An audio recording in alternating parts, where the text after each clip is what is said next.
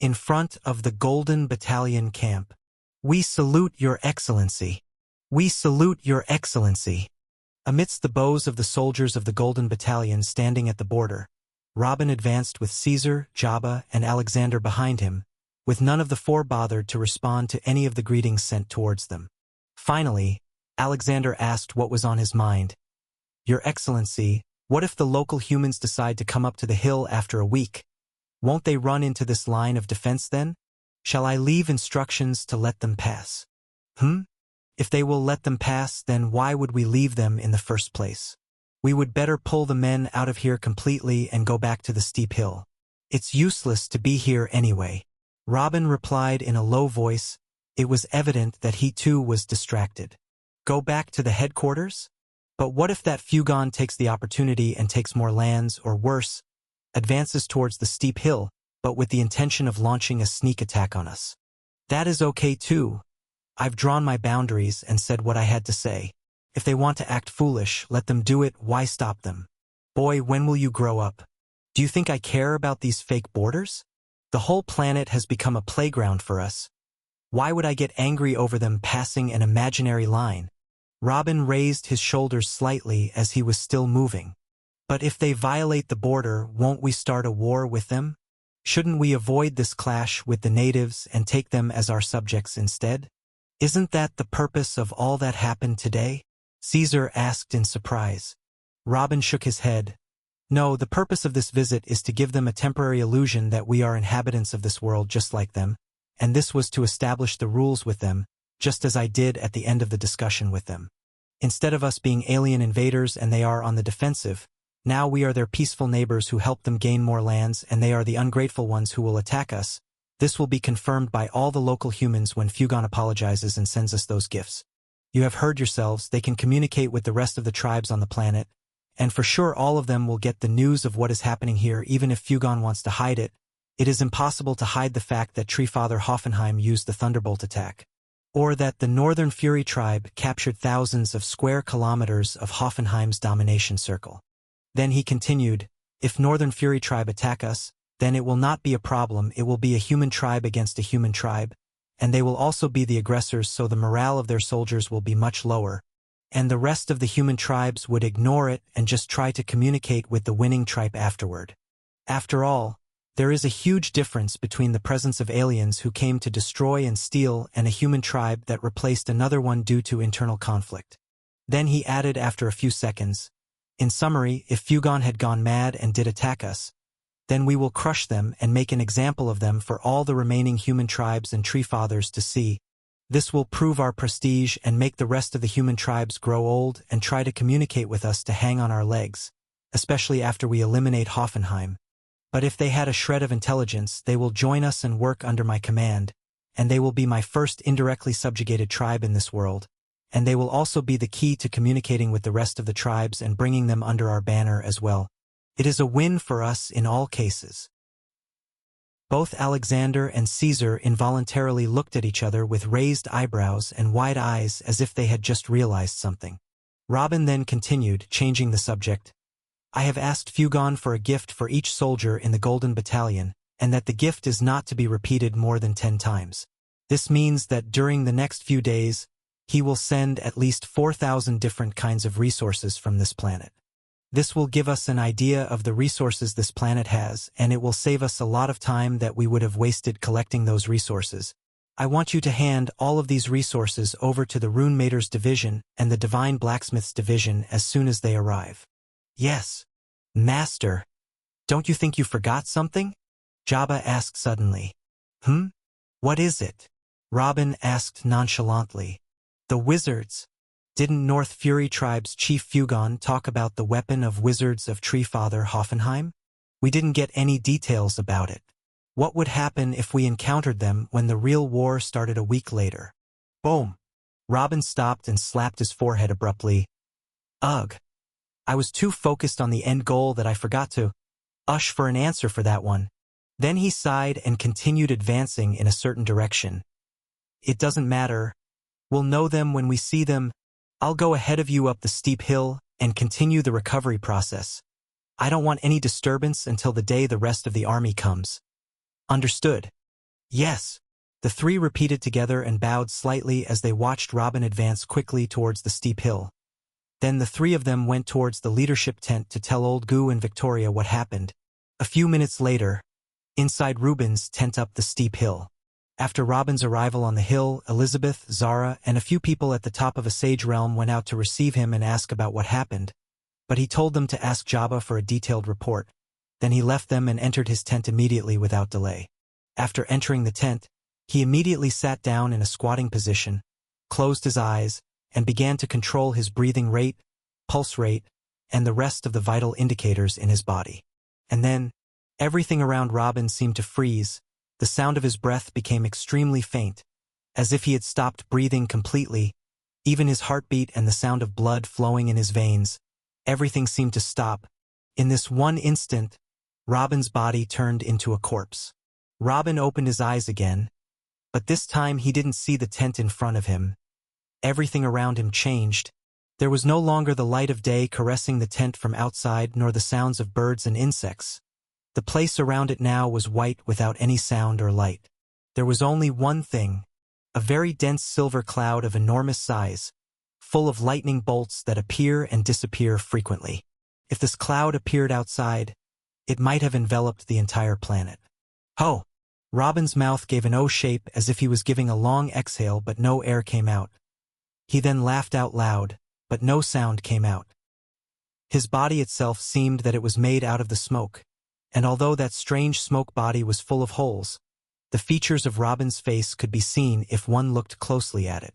Robin's loud laugh turned into a big smile that appeared on his face as he looked at that huge thundercloud for a few more seconds. Then his smile disappeared, his smoke body closed its eyes for a few seconds. Right afterward, the huge thundercloud started sending tentacles to hold onto Robin's image. 6 tentacles emerged from the thundercloud and touched 6 gaps in Robin's smoke body. Then they began pumping something into those gaps. And although the pace was slow to be seen by the naked eye, those gaps were undoubtedly shrinking. Roughly 3 months ago, in the period that Robin spent in the prisoner's tent, and with the increase of his knowledge of the affairs of the soul, finally, him penetrating several layers of protection in the souls of the artificial buds until he reached their primal soul over and over again, he learned that the soul is not just an invisible extension of the body or that it inhabits the whole body as he believed. Rather, the primal soul, the origin of life, has its own residence, and this residence of the primal soul is its own unique world. And that specific place is inside the brain, and Robin called it Soul Domain. He knew now that the zone that the Tree Father had pulled him into and locked him inside was undoubtedly its own soul domain, and that when the Tree Father pushed him out to prevent the explosion from happening in the Tree Father's soul domain, he pushed Robin for the first time ever into his own soul domain. On that day and at that hour, it was the first time Robin's consciousness entered his own soul domain, and feel that he could move his own soul and move with it separately from his body. Everything happened in an instant, but it was undoubtedly an unforgettable experience for Robin. Soul power is not just an energy system parallel to the internal energy system. Isn't it just a way to sense around or make invisible attacks? Is there even a real soul that can be controlled separately as a parallel body and has its own parallel domain? Dozens of questions exploded in Robin's head after he discovered what he called the soul domain. So the first thing he tried to search in the prisoner's tent was the soul domain and how to enter it again. He wanted to get that feeling back. Even leaving aside from the unique feeling that you have a body of another kind that he can use separately, and a small world within his own body that he can enter, if Robin can see his soul and examine his injury, it would be much better than just feeling it, and it will give him a better chance to understand those injuries and speed up the process of creating a technique to heal them. With that goal in mind, Robin set to work. First, he searched the bud souls in front of him to see if any of them had seen anything in his life about that matter. But after several failed attempts, he decided to use the soul search in a more violent way to destroy the bud souls to see what would happen. After destroying several souls, Robin noticed the point from which the destruction spark begins every time, so he decided to go to that point directly with the next few buds and touch that point and make a hole in it to see what will happen. At that moment, he was finally able to find the first glimpse of Amai Sui's primal spirit. But Robin was not satisfied with this. By searching the souls of hundreds of buds nonstop, Robin understood a lot about that point in the brain and about the reality of the primal soul lying inside it. The primal soul is the basis of all living beings around which everything else is built. As long as that living being is still weak, it will not feel that it has a soul. It just knows in its instinct that there is something moving it and that thing disappears when it dies.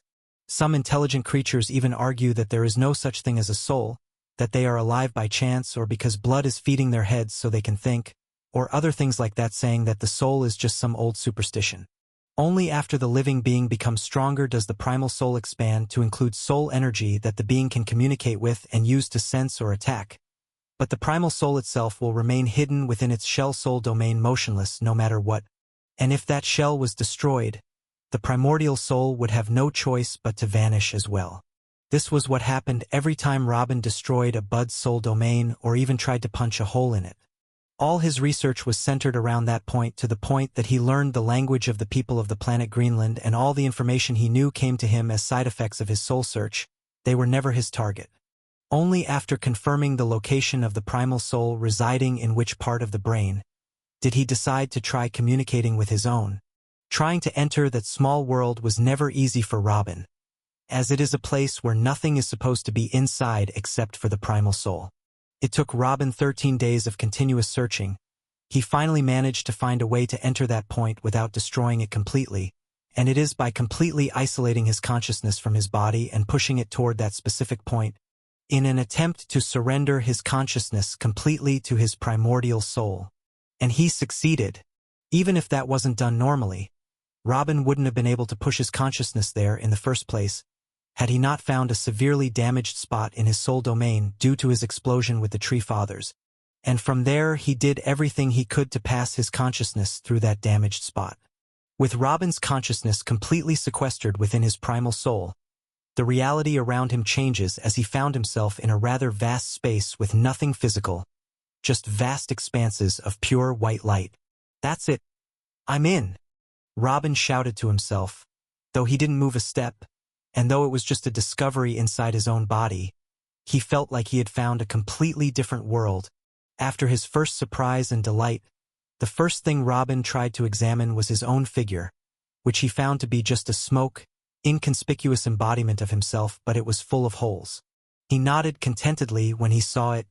The primal soul of Amai Soy resembles a small smoke worm, and the primal soul of Tree Father Hoffenheim is a large ball with a huge mouth. Although he does not yet know what these variables mean, taking on an embodiment that resembles his real body is definitely not too bad. But at that moment, sudden enlightenment came to him. It finally dawned on him that when Tree Father Hoffenheim forced him into his own soul domain somehow, he was completely cut off his consciousness from his body at that moment. And that was the main reason why he had passed out for about 2 weeks. Not because of the severity of his injury, but because his consciousness struggled to break out of his soul realm and regain control of his body once again. In the end, it was done naturally, and Robin's consciousness evaded his prison and returned to its normal position to control the entire body without Robin even realizing what was happening. This point itself brought many thoughts to Robin to try and develop his own soul techniques, but all those thoughts came to a halt when he saw something strange within his soul domain. It was that huge thundercloud.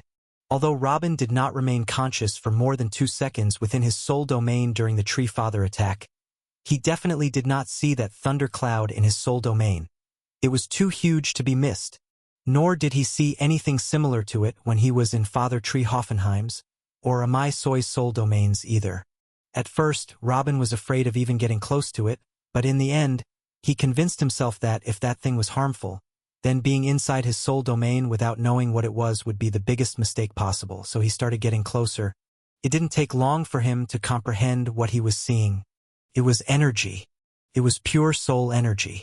It's the soul energy generated by destroying 90% of Tree Father Hoffenheim's soul energy, along with 60% of Robin's soul energy. 60% of Robin's soul energy alone was undoubtedly huge. Since birth he had a strong soul that exceeds his peers by a great margin. And it was not about the quantity of the soul energy he was born was, but the quality of primal soul itself. His special soul is something that belongs to him and him alone. No soul cultivation can fill this gap, At least this is what Robin discovered during his research. This, in addition to all those years he spent taking care of his soul energy and trying to develop it day and night, thinking that it will help him in his research. Undoubtedly, there is no match for the strength of Robin's soul on planet Jura, and it is still debatable whether the emperors of planet Nahari have souls as powerful as him at this point. On the other side is 90% of Treefather Hoffenheim's soul energy, an ancient being who has a long history of soul cloning research and has a soul energy level even higher than Robin at his peak strength. And all of this now merged in the form of a thundercloud hovering in his soul domain. When Robin discovered the truth about that cloud, he didn't know how to feel, so he took a few steps back in fear, but at the same time, he smiled with delight. This huge amount of pure soul energy, can it be messed with? Is it possible to benefit from it? This was the first thing Robin thought of at the time, terrified to approach the thundercloud. If he did something wrong that triggered the thundercloud, it might explode and destroy his already severely damaged soul domain, or there might be a remnant of the Treefather's consciousness in it, and it would also be a fatal threat if he got too close. And at the same time very excited to find out what he might be able to do with this massive energy reserve. But those moments of hesitation did not last for long. Not a few minutes had passed since he saw the electric cloud for the first time, but he activated his golden eye already and began doing research on the cloud, and what he found was shocking. The cloud did not contain any consciousness nor any memories of either Robin or Treefather Hoffenheim, but it did contain heavenly law patterns. Robin found many patterns about common heavenly laws such as fire, water, gravity, wind, etc., all up to the third stage. These are the laws that Robin worked on throughout his life. Robin smiled seeing this. This was the first time he discovered that the laws a person practices are imprinted on their soul and can be seen under certain circumstances. When he thought of this, he got excited and started searching like a madman for a specific unknown pattern, the pattern of the Truth Master Law.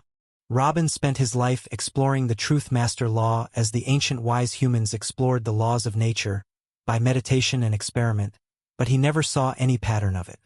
Even after he reached the second degree, he tried hard but couldn't see a pattern of the first stage of the Truth Master Law, as if it didn't exist in the first place. This might be his first and only chance to finally see what the patterns of the Truth Master Law look like. If he actually saw the patterns, he might be able to create a technique to cultivate it with much ease as he does it with the rest of the heavenly laws, and he might be able to create a new generation of truth cultivators. But to no avail. There was no law in the cloud that Robin hadn't studied before. Robin shook his head with a wry smile. It seems like it's just a distant wish after all. But to his surprise, not all of the patterns on the thundercloud were known to him.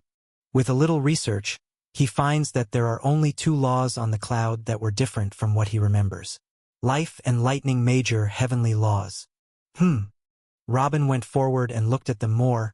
Both of them existed up to the third stage as normal as the rest of the laws, but they had extra patterns that Robin hadn't seen before, patterns of a higher level. Is this the fourth stage? A question suddenly exploded in Robin's mind, as he took a few steps back. Those extra patterns were so clear on the remnants of soul energy. He could see them as if he were seeing the first 3 grades of laws. This fourth stage of the heavenly laws. That is the domain of the emperors. The smoke forming Robin's embodiment is turbulent clearly.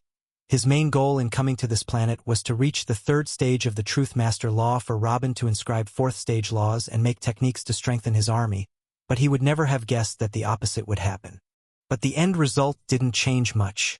Being able to see these patterns, he would undoubtedly be able to create techniques of the fourth stage of the major heavenly laws of life and lightning. They might not be completely perfect since these patterns only represented Treefather Hoffenheim's comprehension of the heavenly laws, but they would undoubtedly be enough to create emperors in Robin's army. Wait. Robin widened his smoky eyes. If I continue researching this level of law, I will take a huge step forward in my understanding of the third stage of the Truth Master Law, and I am already at the pinnacle of the second stage. It wouldn't be hard to get into the third stage of the Truth Master Law this way.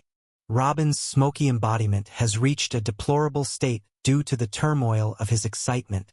Who would have thought that an accident that was going to lead to my death would actually lead me to such tremendous results?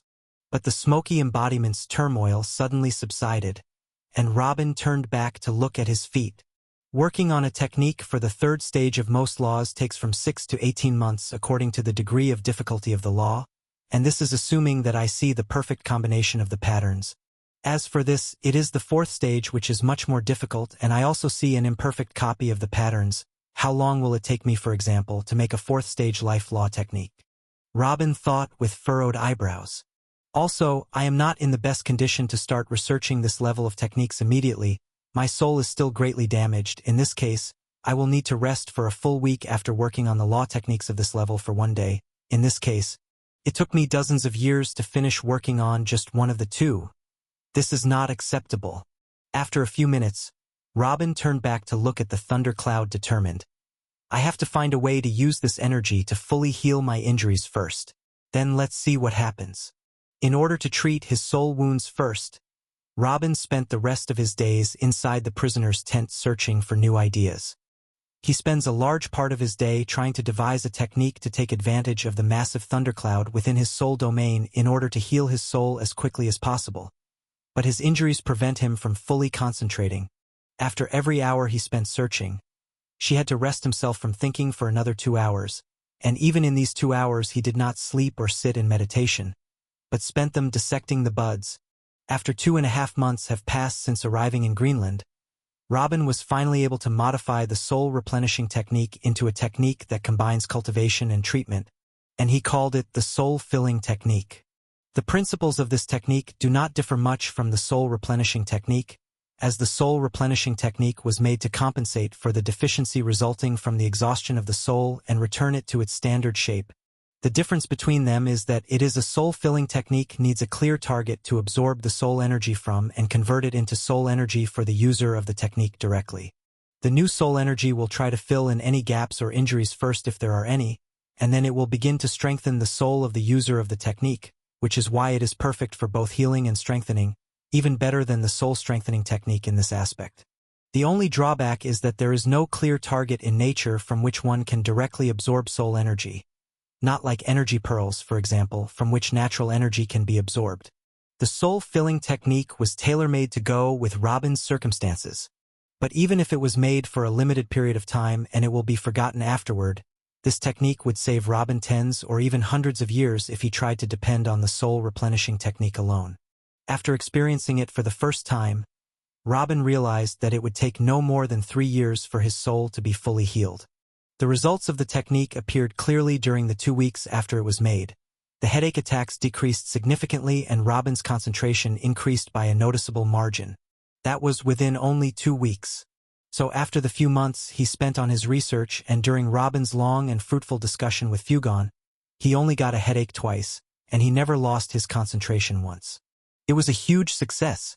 1 week from now, the first real war against a tree father in hundreds of thousands of years will begin.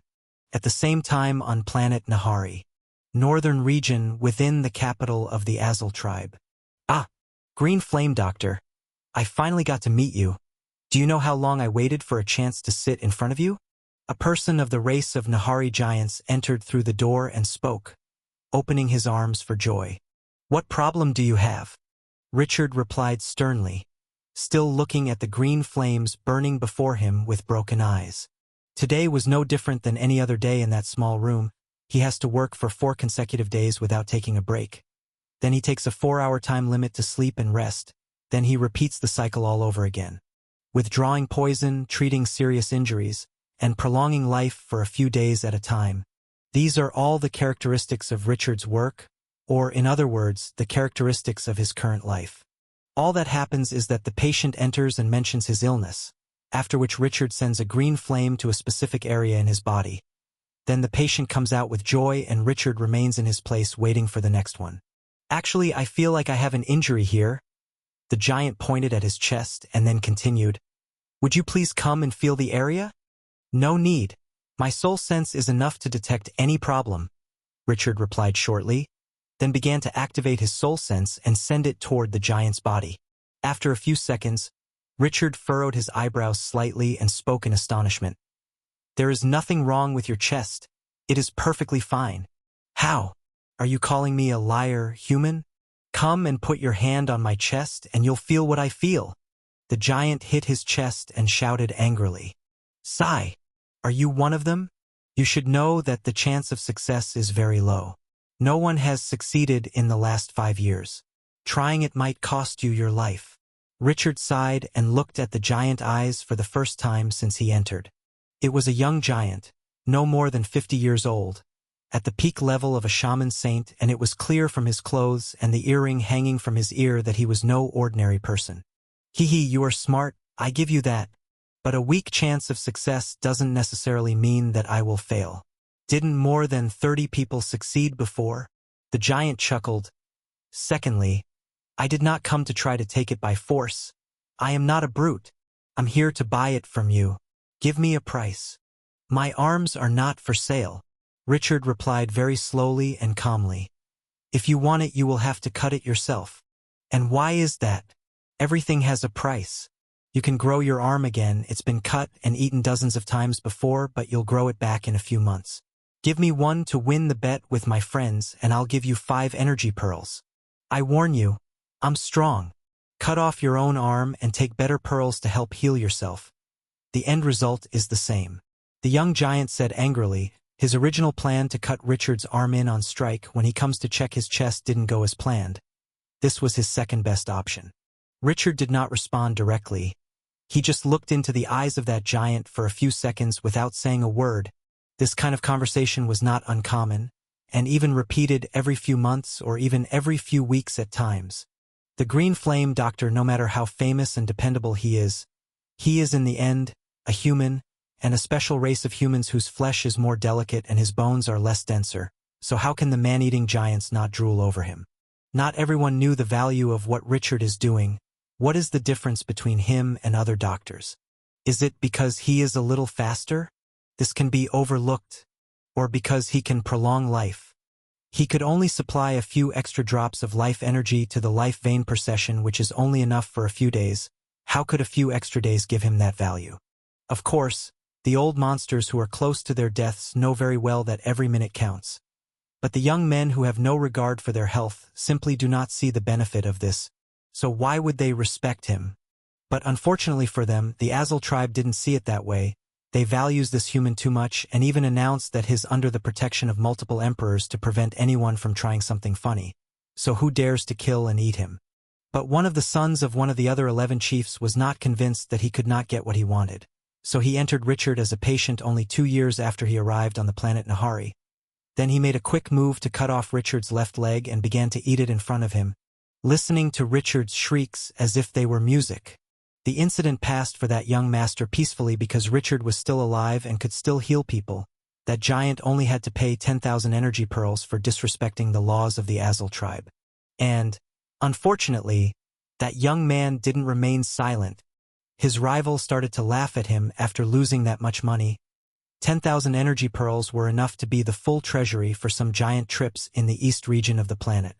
To justify himself for paying the huge amount of 10,000 energy pearls for the incident, he spread to everyone that the Green Flame Doctor's meat was the best thing he had ever eaten in his life, and that it deserved every pearl he paid. And that did not taste it yet has missed a lot. A lot of saliva drooled with that piece of news. As for the Azul tribe, they did nothing about that lust that hit the young giants towards Richard's meat. Rather, they saw it as a good way to earn more money, especially after Richard treated himself and grew himself a new leg. When Richard learns that Azul's tribe intends to use him as a warehouse for meat besides using him as a doctor, he threatens to commit suicide immediately, and they believe him. Forcing him to work as a doctor for free after they ate his mother in front of him was bad enough. What would stop him from killing himself if they cut off his limbs to sell a steak? So this lucrative business opportunity was unfortunately cancelled. Richard's survival to prolong their lives was the matter of the greatest importance. But the idea had not completely left their minds completely. So negotiations began between Richard and some of the representatives of the Azul clan. They want to sell his limbs by any means. They even offered to bring some human girls to entertain him twice a week. But he categorically refused every offer. At that moment he felt how right he was in trying to learn the language of the people of the place that he hated to the bone. Had he not been smart enough and learned some of Nahari's language from dealing with all those patients, they would have taken the decision without his knowledge. and he would commit suicide without knowing what was going on around him. In the end, they offered Richard to provide him with divine tattoos and lots of energy gems to quickly raise his strength, in return for partially removing his protection against those who wanted to take a bite or two from him. But of course, he reserves the right to defend himself. In other words, if there was a giant at the same level as Richard or below and wanted to take a piece from Richard, he had to pay 10,000 energy pearls outside and then enter to Richard to persuade him or fight him in order to take what he wanted. But no matter what, both Richard and the giant must remain alive at the end of the transaction. It doesn't matter the outcome of the negotiations or the fight. They told Richard that this is the best they can offer. 10,000 energy pearls was not something they could ignore. This was some clan's budget. It was also a good opportunity to increase his personal strength as well. He might not need the energy pearls in cultivation since he had the absolute energy cultivation technique with which he can keep advancing all the way to the top of the sainthood realm given enough time. But he desperately needed the body-strengthening divine tattoo to be able to move around on this planet, and this might be his only chance to obtain it. After all, if he wanted to run away one day, he would have to learn to walk first. So, he finally agreed. And the rich youths in the entire northern region found themselves a new goal that adds some enthusiasm to their boring life. So they began to race on who would go first and make bets on who would bring the largest piece of the Green Flame Doctor. Richard was not very troubled after the new law began to be implemented because those who would try to take a piece of it would be people at his level or less, so why should he be afraid? He is the genius born of Mila Bradley and Robin Burton. He is the current sole owner of the unique life fire technique, and he has been trained in all fighting and survival skills by the elders of the Burton family since he knew how to walk, who can defeat him if they are at the same level. It didn't take long before Richard realized that many could defeat him. Theoretical education is one thing and practical implementation is another. He who was born with a spoon of gold in his mouth never faced a fight of life or death against a person of his strength. As for his opponents now, they were either professional mercenaries sent by a rich Nahari giant, or young masters integrated with the armies of their tribe from a young age, like Jabba. In the first year after the new law was put in place, he was defeated and his limbs were cut off 10 times. His legs and arms were cut off 10 times in 1 year. Most of the time he hadn't even finished producing a new limb when another was cut off, and by the end of the year he didn't have a single finger in place either on his arm or leg. The physical pain of having one's limb cut off is indescribable, and the psychological pain of knowing the fate of that limb is even worse. And at the same time, the legend of the taste of the Green Flame Doctor's meat never faded away, and the precedent for it did not diminish, on the contrary. Each one of those who won repeated what the first giant did, boasting and saying that it was the best thing they had ever eaten and that it was they will try again. It had nothing to do with the taste of Richard's meat, but with the price paid for it. It's like people who eat thin slices of gold in their usual food and brag about it in front of people, even though everyone knows that gold is basically tasteless and is of no use to the body, so what's the point of eating it? The only result is that you will have golden poop after eating it. Yet the rich eat it and praise its non-existent benefits. The physical and psychological pain had driven 13-year-old Richard to the point of insanity, to the extent that during the second year, he would enter a fit of hysterical weeping when a giant approached him with a sharp tool. But that didn't stop them. In the second year after the sale of the Green Flame Doctor limbs was announced, Richard's arms and legs were cut off an additional 14 times. In that year, Richard did not even try to defend himself. He was working day and night to treat patients with a body in which there was nothing but his head and abdomen, and trembling in fear of the moment when a new person would come to harvest one of his undergrown limbs again. The only thing keeping the number at only 14 for the second year is that Richard's guards were kind enough to wait until he grows a good piece of humerus or thigh before they accept the next sale. But the kindness of the guards did not prevent Richard from reaching a complete nervous breakdown at the beginning of the third year, as he prevented food and drink and stopped treating himself or anyone else. No one knew what to do. As for the stubbornness of this child who has become more like a skeleton, what can they do to him in order to torture him and make him go back to what he was doing? He only has a head and a stomach. But because they knew very well that he didn't really want to die, they took advantage of this opportunity and started whipping him on his little back day and night. Selling Green Flame Doctor's limbs is simply a very lucrative business, Even better than keeping him alive to increase the lifespan of the elders of the tribe. How could a few days of extra lifespan compare to tens of thousands of pearls? The Azul tribe is on its way to becoming one of the 3 richest tribes in the northern region because of him. How not when his limbs are literally the most expensive commodity that money can buy in the northern region and perhaps in the entire planet. And on top of that, his limbs are automatically renewed. Is there a better business opportunity than this? In front of this torment, Richard looked at the sky every day and cried, not knowing whether he missed his mother or cursed her because she put this weight on him. How long should he stay alive? Until he finds the man named Robin Burton? The person he has never seen before in his life. He really wants to see him. He wants to see the person who gave him this cursed life. On one of the days of the 3rd year after the announcement of the sale, and the 5th since his arrival on the planet Nahari, the 16-year-old young man's gaze at the sky changed. Tears were still filling his eyes, and it was still completely red. But the features of weakness and helplessness that covered his face turned a tinge of madness mixed with pure rage. On that very day, Richard agreed again to return to treat the patients and return to the limb-selling system, but on the condition that the Azul tribe give him a chance to be fully healed first. And he had what he wanted. In the final quarter of his 6th year in Nahari, the first buyer finally entered his room after waiting for months. This time, Richard did not try to show his fighting skills or try to survive as before, but rather advanced slowly towards the giant as if he was ready for the giant to cut off his arm. Then suddenly he jumped on the neck of that giant and bit it, then lit the green flame in both of them.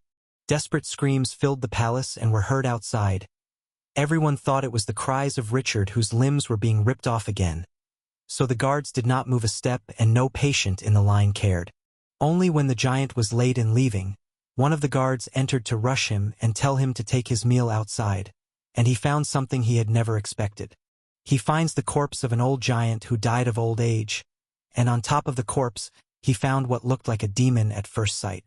It was Richard. He was sitting on the corpse with a mouth stained with blood, looking at the giant's lifeless eyes with a crazed look, and laughing in a low voice.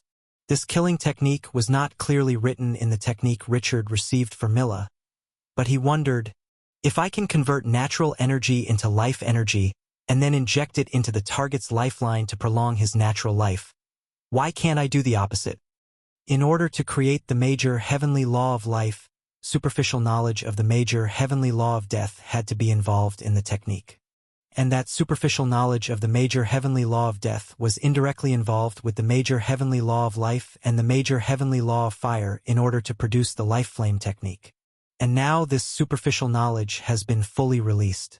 This was the first time that Richard has killed a person, and yet he did not feel any remorse or sadness, but it was one of the happiest moments of his life. His happiness didn't last too long, however. Neither side shall die. These were the rules of war set by the Azul tribe, so when the death of a relative of a northern tribe chief, Carrot, was reported, the guards were ordered to publicly flog Richard 1,000 lashes and cut off all 4 of his limbs and sell them at auction to compensate for the losses and also to make Richard know his mistake and not repeat it again.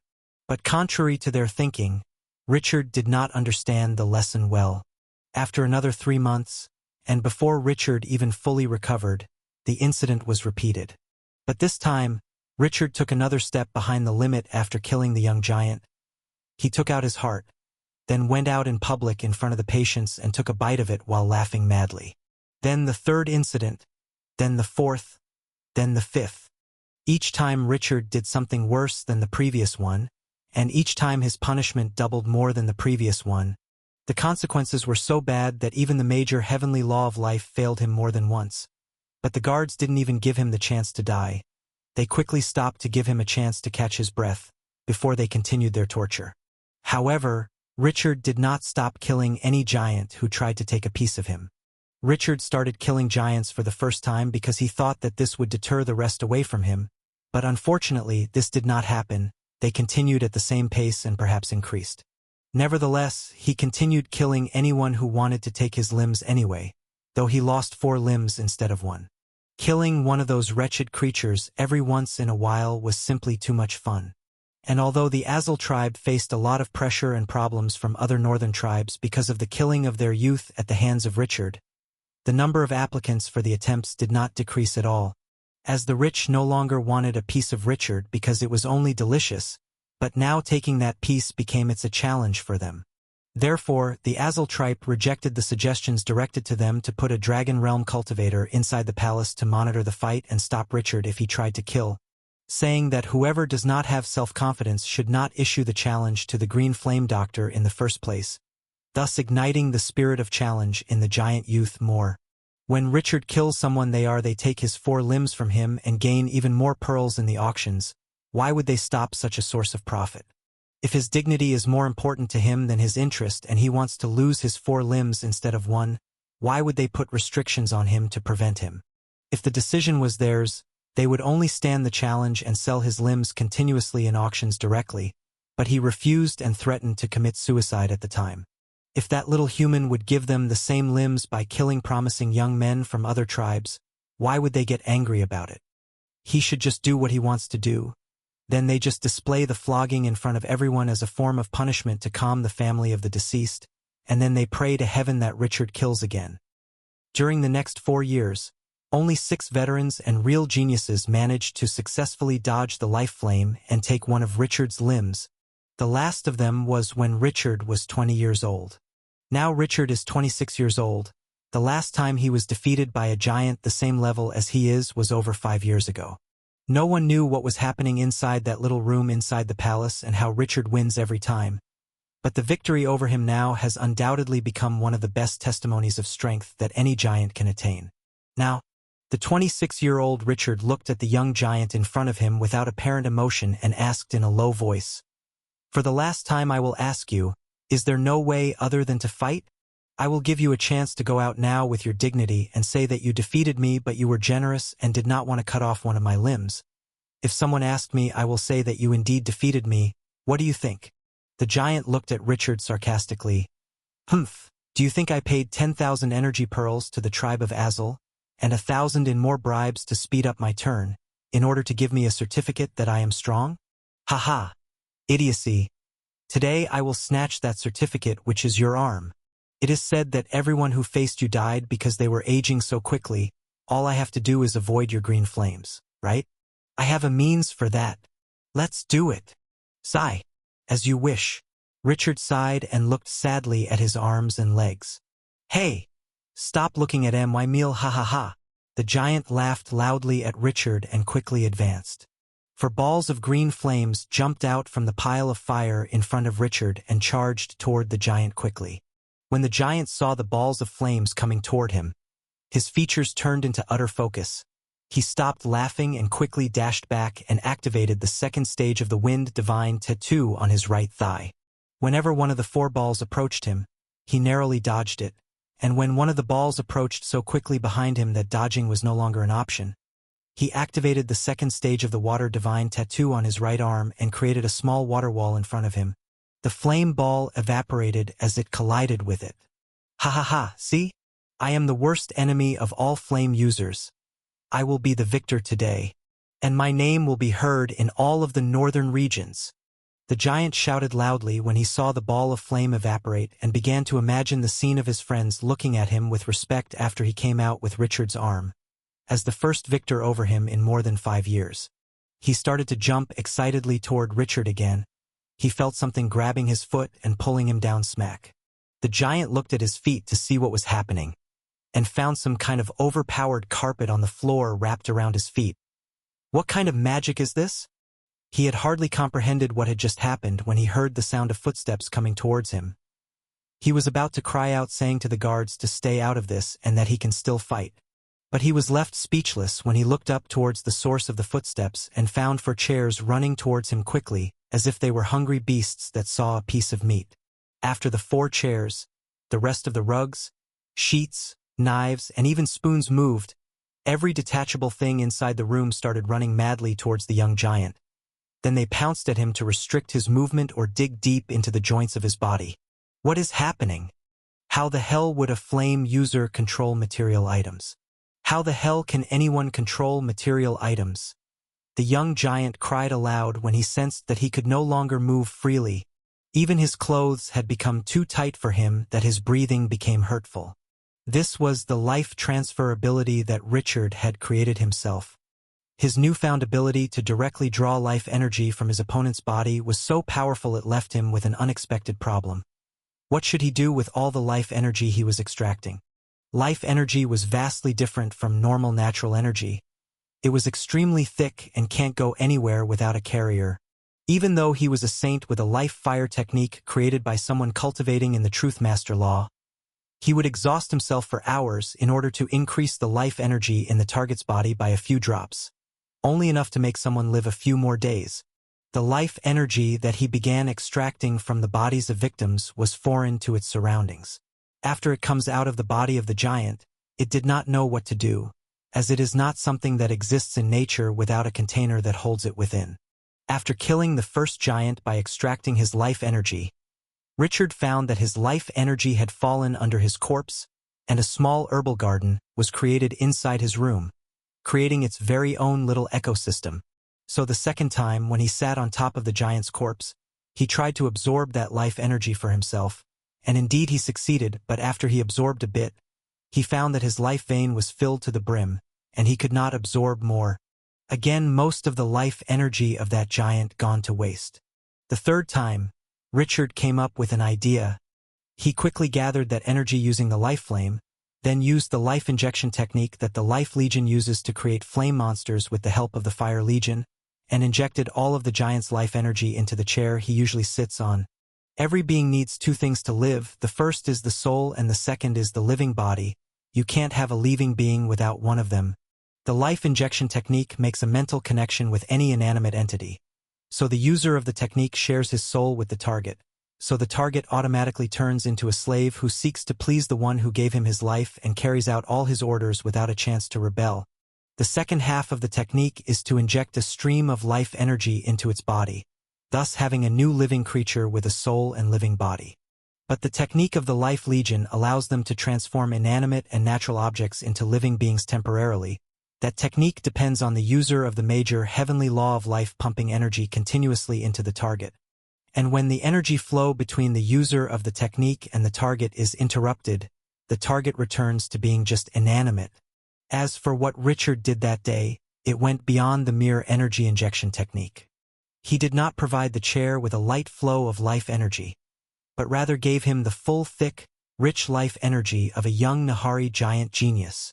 After that incident, Richard was taken to have his limbs cut off and tortured with 1,000 lashes. But all the time he was thinking about the fate of the chair. And when he came back, he was pleasantly surprised. The chair was still alive without the need for a continuous life energy stream connection. The experiment has succeeded.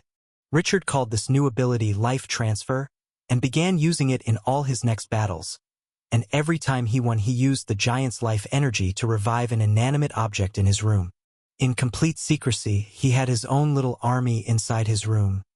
He even took another step in tampering with the energy of life. He can now separate a large part of his own life energy and send it to any inanimate object to control and strengthen it, just as he did now with the clothes of the giant. Then he makes up for this deficiency in his life energy by absorbing part of the life energy of another giant until it fills his life vein again. At that moment, the pile of fire in front of Richard turned into a 4-meter-tall flame soldier and started to advance toward the giant with slow steps. What is this? No. This should not happen.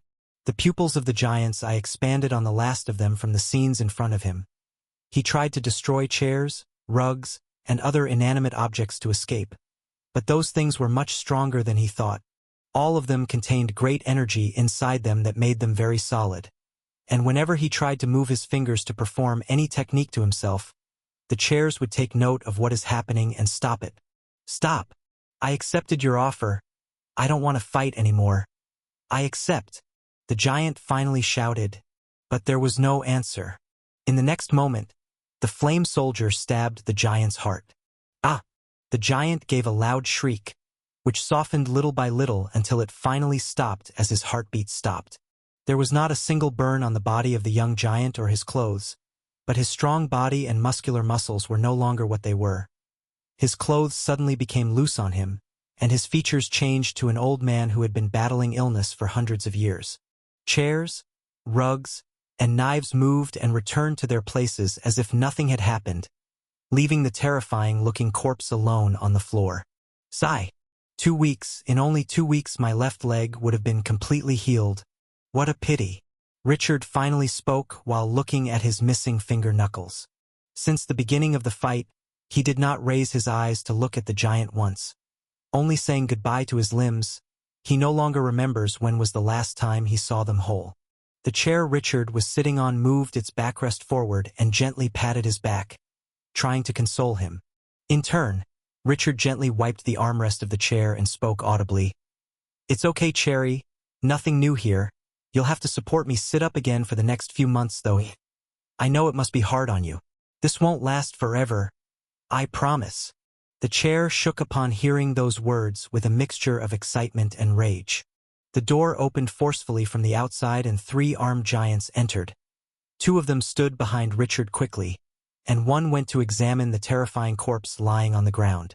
Then, he raised his head and looked at Richard with raised eyebrows. "You did it again?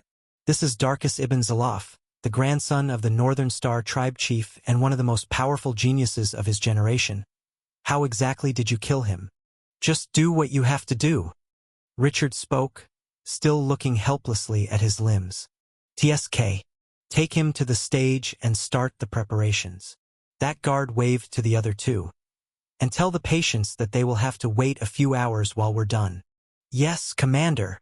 The 2 giants grabbed Richard by both arms and left the palace before the eyes of hundreds of giants waiting their turn outside.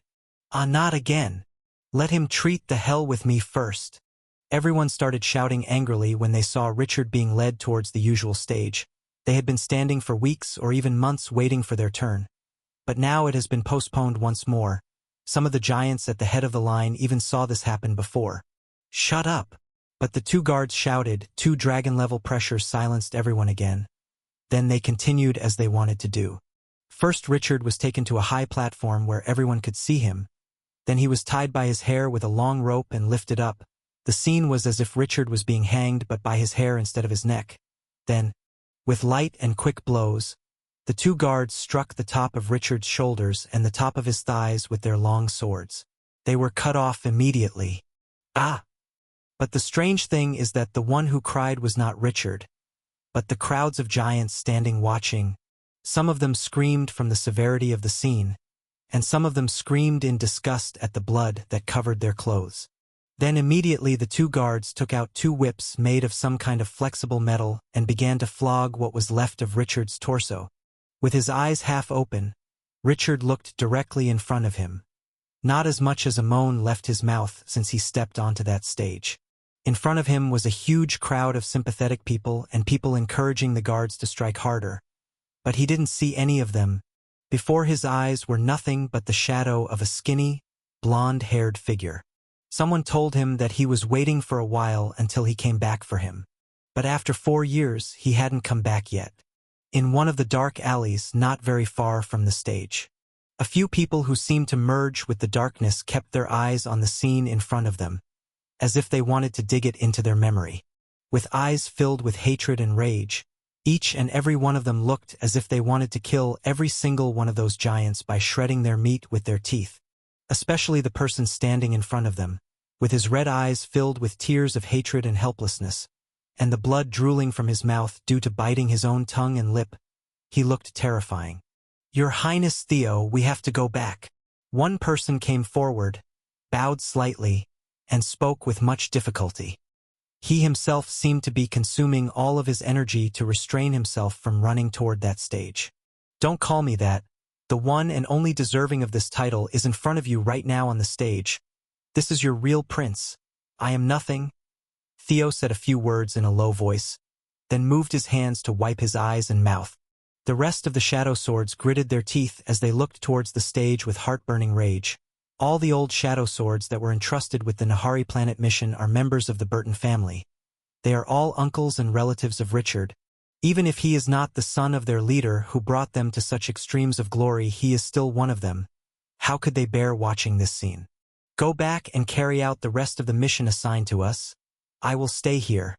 Theo finally spoke. "What?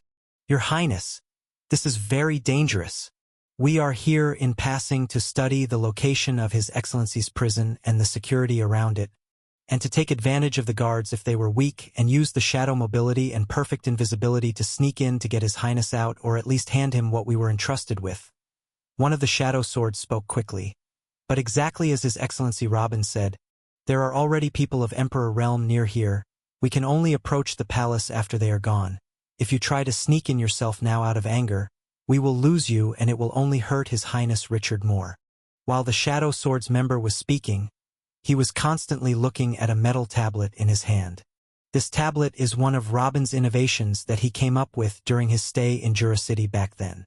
The goal of that tablet was one thing: to identify the individuals with strong souls in the area. There were 3 soul signs near them that flashed far more powerfully than the souls of someone in the Dragon Realm. This is the method recommended by Robin personally for monitoring the locations of those at the Emperor Realm. Soul strength, if not trained separately, is closely related to the energy cultivation technique one uses and the level one has reached using it, and although the energy system of the Divine Tattoos does not support soul strength as well as the inner energy cultivation system, it is no exception to the rule. For example, a saint who uses the internal energy cultivation system is normally for him to have a soul stronger than a knight and weaker than a sage. And in the same sense, a shaman who uses the divine tattoo system is stronger than a warrior and weaker than a dragon. In the same context, the saint has a soul that is stronger by a large margin than a shaman thanks to the advantage of the internal energy cultivation system, and this rule is broken very rarely. That's why Robin thought that the best way to determine the strength of a person on a Nahari planet and to locate him if he was in hiding is by figuring out the strength of his soul. This metallic tablet, which was randomly designed to find potential rune masters on the streets, was interpolated into something much larger.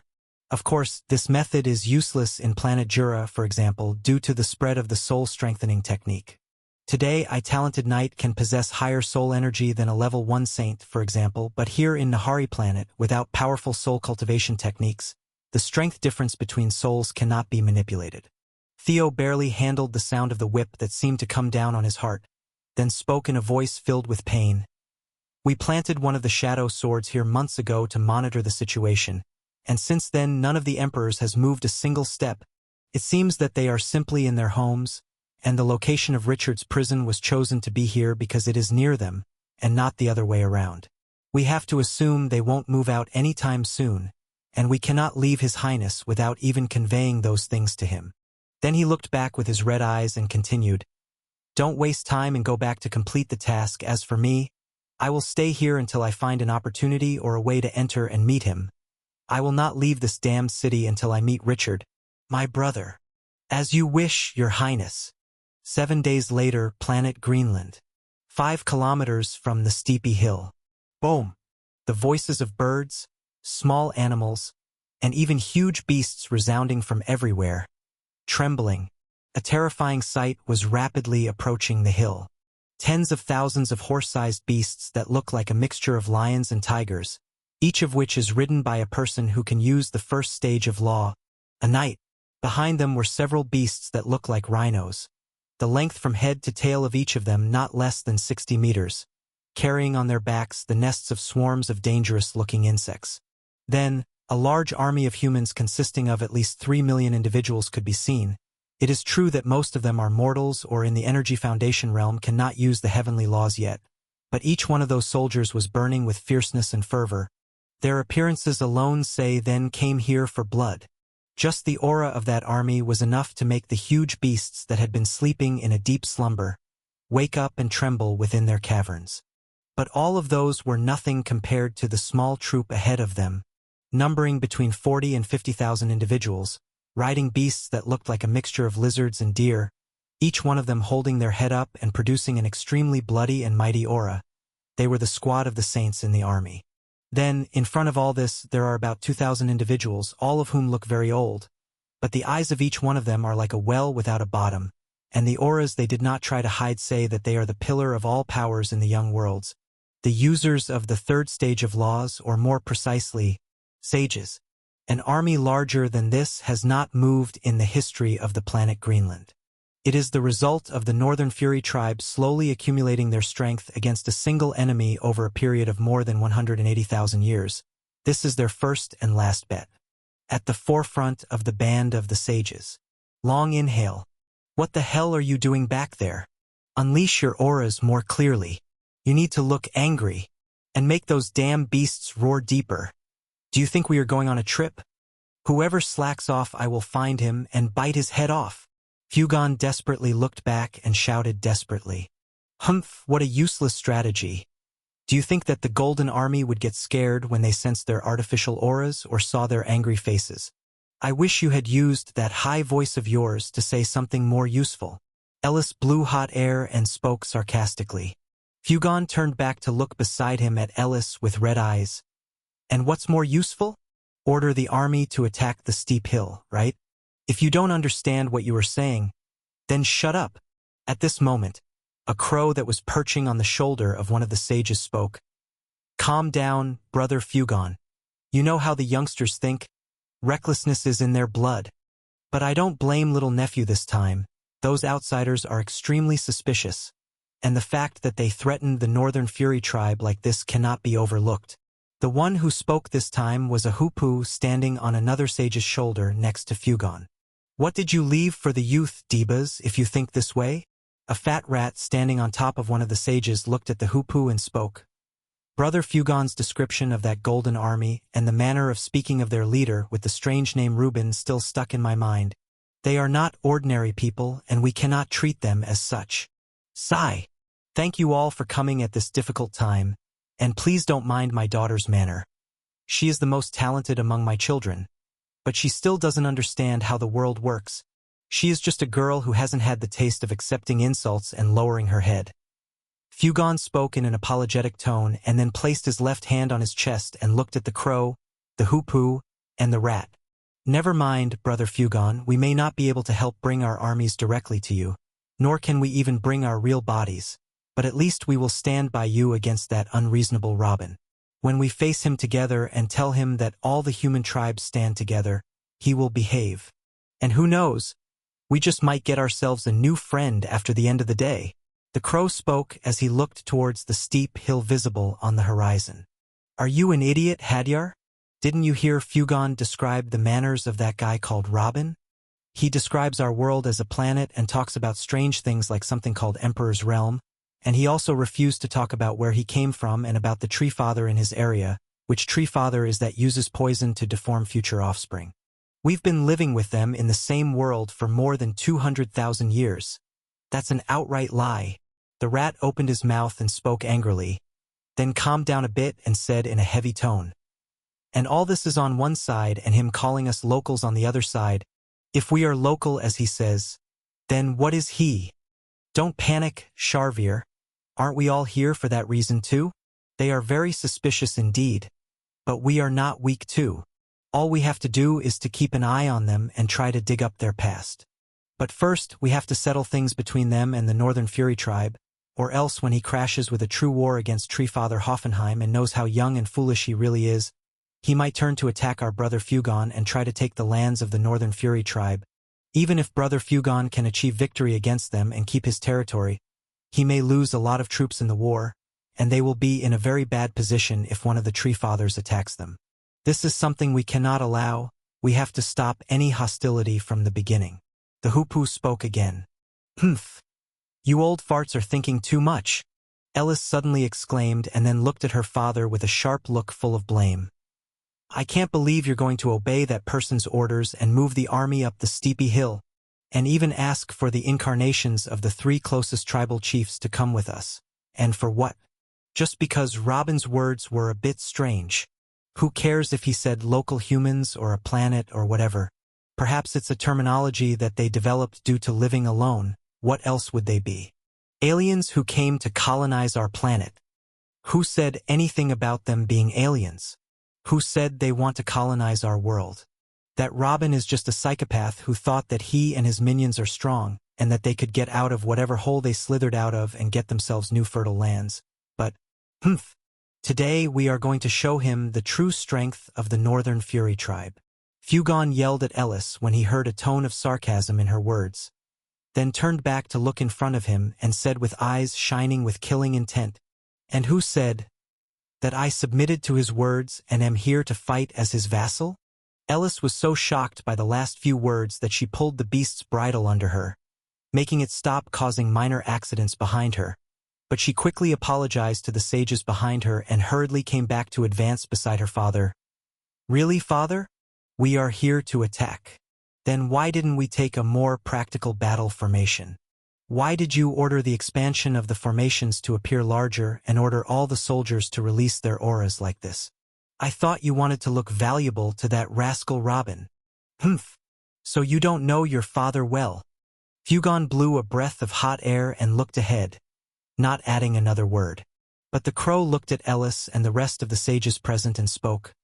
"Listen, everyone, we are already on the verge of ascending the steep hill, and it's time to tell you about the plan.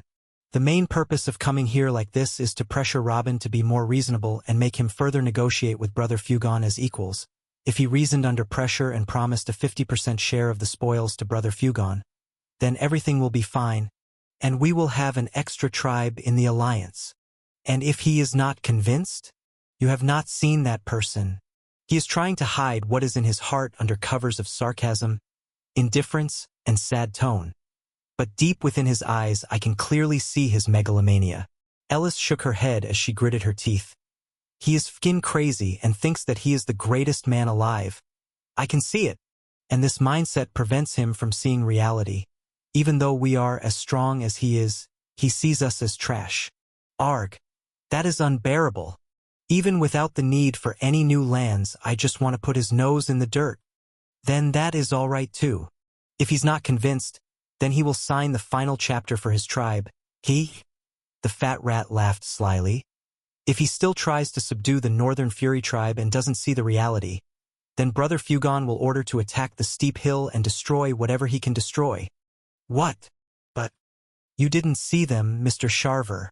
They really are delusional and think they are much stronger than they really are, but that is not without foundation. It is true that we have a chance of victory as we mobilized every soldier we have, but they are still extremely strong. It is impossible for us to defeat them without destroying at least half of our army." One of the sages in the procession suddenly shouted. Footage of the battles he had fought alongside the Golden Battalion started to present themselves in front of him. He definitely didn't want to be their enemy. "Who said anything about victory or defeat?" The hoopoe spread its wings and spoke. "That arrogant man has allowed you to approach his home without a single soldier in sight watching your movements. You've almost reached the hill, and not even a small armed squad is watching your army's movements. If Brother Fugon orders a surprise attack, you will be able to destroy their supplies and weapon stores, and you might kill quite a few of them before they can even react. Then you quickly withdraw." "Withdraw? This?" Another sage scratched his head in stupefaction. "Will the new tribe just allow them to leave? Would they not be able to follow them and attack them behind the trenches, for example?" "Humph, Treefather Hoffenheim sees everything that happens within his domination circle. When he sees the damage we have caused to those strangers, he will surely attack them to remove this new threat.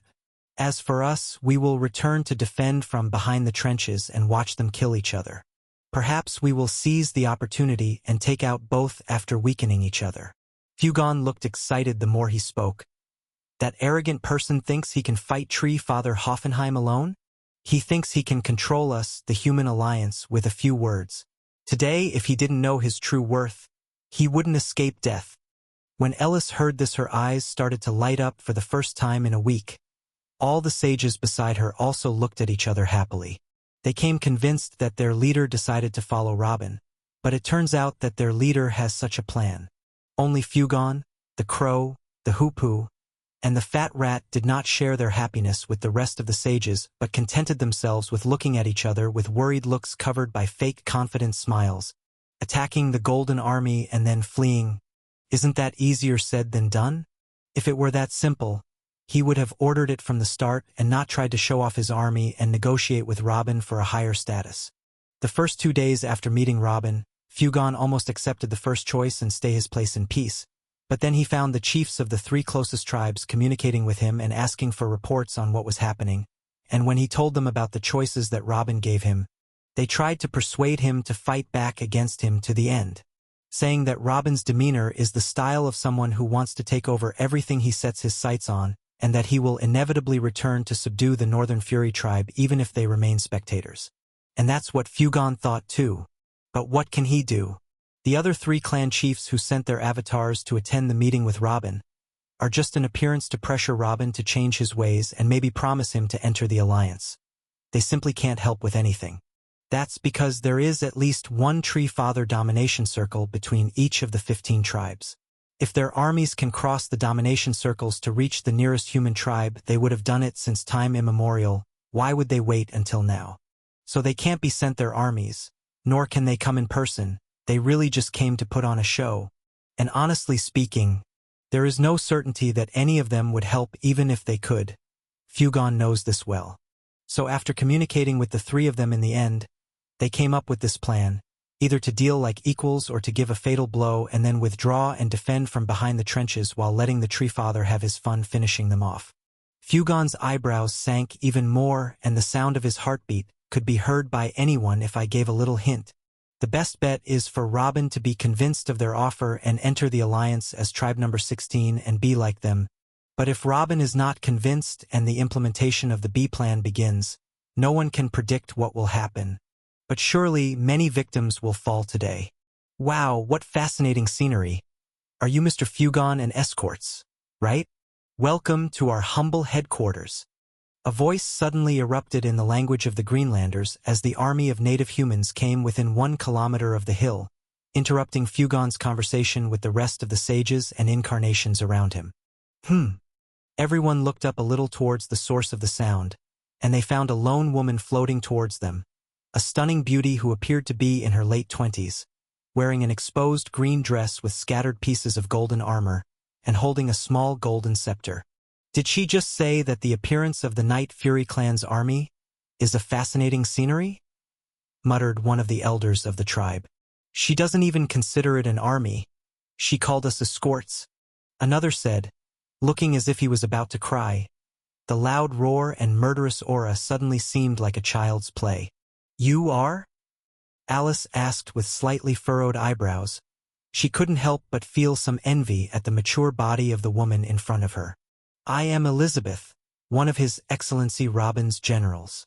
Elizabeth pointed to herself and spoke with a smile. I have been nominated to welcome you today. Please follow me. Fugon's eyes twitched slightly as he heard this and spoke wryly. Where is Robin? Why didn't he come out to welcome us? Where are those 3 Caesar, Jabba, and Alexander? Why did they send you? His Excellency. His name is His Excellency Robin. Elizabeth's tender countenance changed to rage for a moment, releasing her half-step Emperor Realm aura. Then in another blink of an eye her aura vanished again, and spoke softly. My fellow generals Alexander and Jabba and His Highness Caesar are now busy making preparations for the main show for tonight, so I have come in their stead. I hope you wouldn't mind me, hee. No. I don't mind. Fugon forced a smile on his face and replied. Elizabeth's aura that he sensed just now was undoubtedly on his level or even a little stronger than him. If someone stronger than him wasn't qualified to receive him, then who would it be? And not only he felt the power of Elizabeth, but the fat rat, the hoopoe, and the crow began to look at each other with the side of their eyes. Is this just one of the generals of the new tribe? They thought. We apologize that I brought the army up to this point. I know it seems a little hostile behavior for someone to come so close to the headquarters of another tribe with an army of this size, but I was afraid that it was that vile Tree Father would attack my army when I'm not around. I hope that His Excellency understands. Fugon spoke very cautiously this time. The encounter that is happening now is one of the biggest obstacles he thought of all the way here. How to get the army as close as possible to the steep hill for them to make the sudden attack.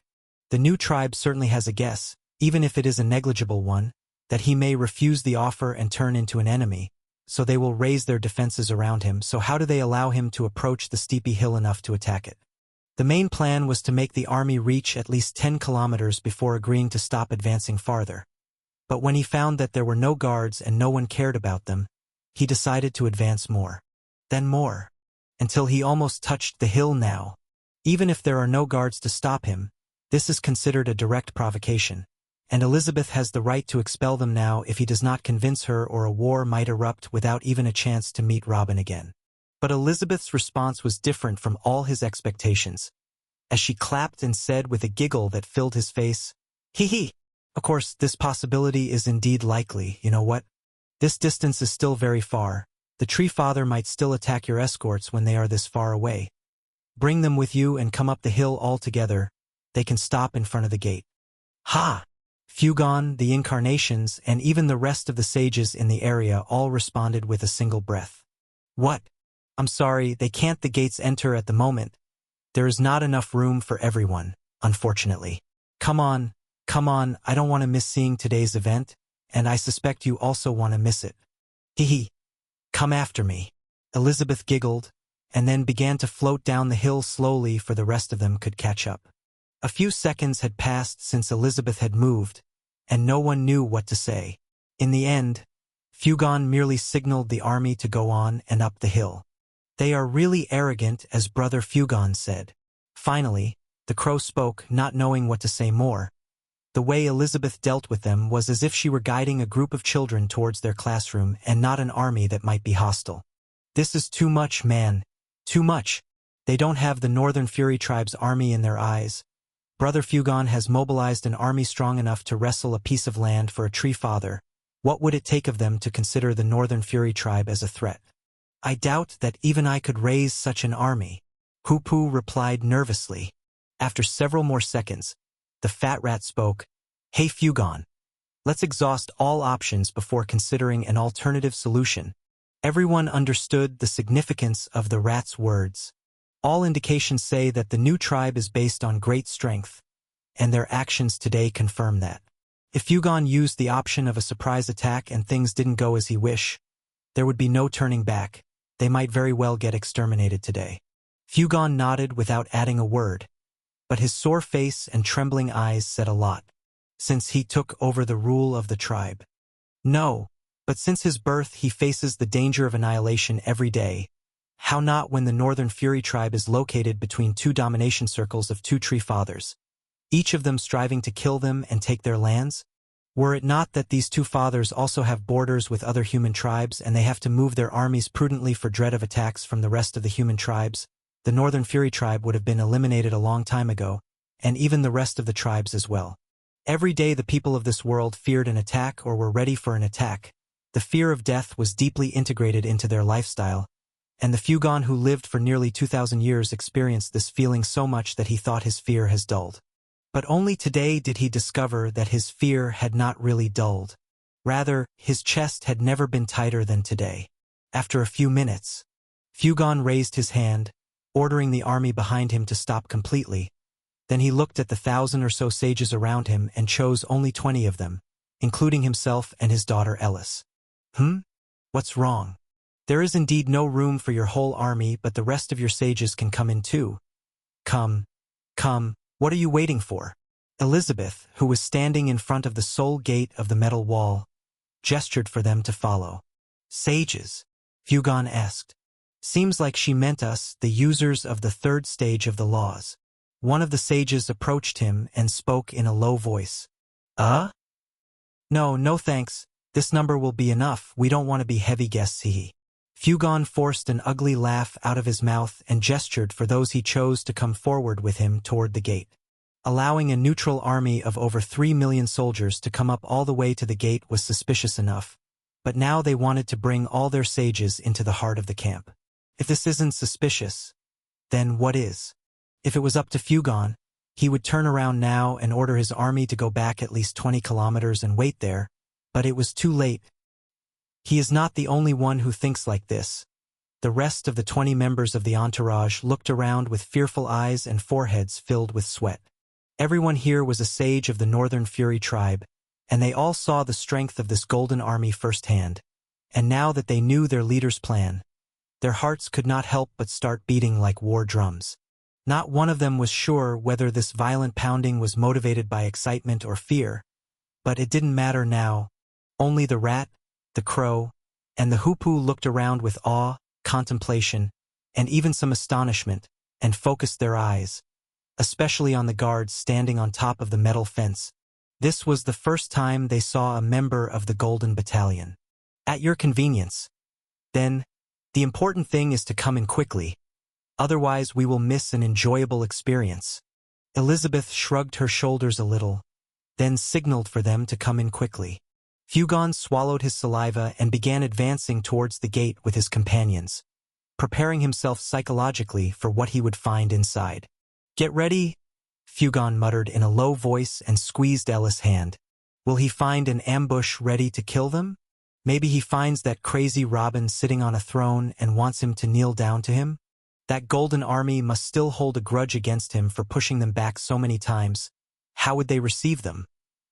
Will there even be a chance to negotiate today? Ha ha ha. I haven't taken a vacation in months. Finally that damned portal is finished. I want at least 2 years off. Pour. Long live the Genius Rune Masters Division. Ha ha. Long live the Divine Blacksmiths Division. Damn you, you weak painters. Hui. Come here, boss. I left your cup for you. Ha ha. Fugon and the rest stood there as soon as they passed the gate as if they had forgotten that they had to walk. Their wild imaginations collapsed. On the right, there is a celebration of some kind. There are about 10,000 people of different sizes and shapes. Some of them are dwarfs with thick beards, some of them with long limbs and sparkling black eyes, and some of them are just ordinary humans like themselves. They all drink and cheer with joy as they exchanged cups and grilled eat, and even some small quarrels were taking place here and there, but they did not affect the general atmosphere. Then on the left, there is what looks like a giant kitchen in the open air. No less than 20,000 people are cutting huge beasts and grilling them, and some of them are cooking vegetables they have not seen before in giant pots. It seems as if they are preparing lunch for millions of mouths. Hey, look over there. One of the sages next to Fugon pointed in a certain direction. When everyone looked in that direction, they found what looked like a small garden. But what was strange about it was that the plants and trees in that garden were growing at a crazy speed. As soon as the fruits are harvested or one of the plants is cut, another will immediately grow in its place. This is like what the Tree Fathers do, everyone thought. Then they looked ahead a little on either side of the hill, thousands of humans all sitting in front of their tents and each looking up at the sky to meditate or play chess with their fellows, all without their famous golden full-body armors. The only ones on the hill who are still wearing their armor and dealing professionally are the guards standing on top of the wall and a few people standing beside a huge metal arch at the top of the hill. What the hell is going on here? The dread and anticipation that filled Fugon and his comrades were gone in an instant and were replaced by a deep sense of humiliation. Brother Fugon, are these the ones you're so terrified of? Are these the ones you have made 1,000 scenarios on how to deal with them? Kekiki, you really opened my eyes today. The fat rat got up on its hind legs, grabbed its belly with its upper hands, and laughed loudly. Not all of them are strong like you mentioned. Most of them do seem strong enough to use the second or even the third stage of the heavenly laws, but the drunk people over there are obviously weaker. They must be the rest of the army that the new tribe Chief Robin spoke of threatening you with. That's why he didn't show them from the beginning. Because their existence is the same as their non-existence. The Hoopoe pointed its wings towards the 2 teams of the Divine Blacksmiths and the Rune Masters. Then the crow shook its head. Fugon, you really overestimated them. You were talking exaggeratedly about the power of the golden armor and weapons, but none of them are wearing them now. If you attack now, we might not need Tree Father Hoffenheim's intervention. What if he has 40,000 strong soldiers then? You yourself have about 48,000 Stage 2 law users and 2,000 Stage 3 law users. Your army will annihilate them all at your signal. They are right, Father. I don't know if they were blinded by their arrogance or if their hiding under the ground for so long made them lose their common sense. But now is the time to strike. Ellis pulled her father's sleeve and spoke excitedly. Fugon looked at his daughter, who was almost begging him to make a decision. Then at the rest of the offended sages and the 3 little animals who looked at him with a look of mockery and disdain. Then he turned his eyes back to look at the back of Elizabeth, who was walking in front of them, with eyes filled with hatred and anger, while the ground under his feet slowly began to crack. Fugon's sudden action caught the attention of all the members of his entourage. Their hearts stopped beating for a moment. They all knew very well what the sight of the ground beneath his feet meant. Fugon is about to start the war using the earthquake attack. They all involuntarily started to look around at their potential opponents and their reaction to what the Fugon was doing, but no one was paying any attention to them. This new tribe was still completely oblivious. Tribe Chief Fugon can smash the entire hill on their heads with a strong earthquake using the major heavenly law of earth right now if he wants to. But suddenly, Fugon shook his head vigorously as the cracked ground under his leg healed again. Then he gasped loudly, "Huff, huff! What are you doing, Brother Fugon? Make up your mind already. You will only make them notice us like that," the fat rat spoke wryly. Fugon took a deep breath and then replied, "Let's exhaust all options with that Robin first.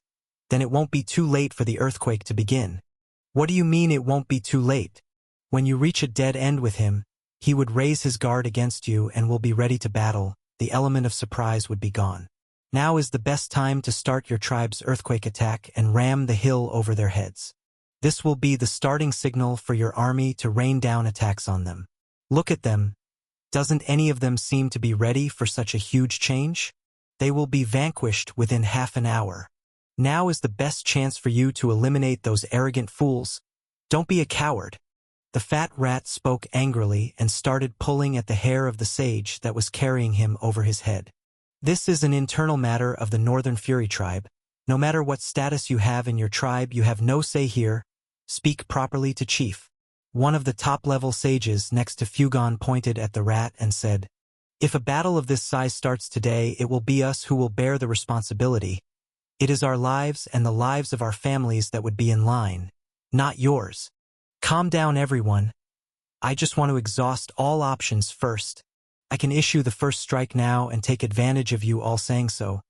But then who knows what will happen afterward, and how intense their resistance will be. I know that we will win if I attack now, but at what cost? I do not want to cause great losses to my tribe. Then the Tree Father Hoffenheim will come and benefit from this foolish internal struggle."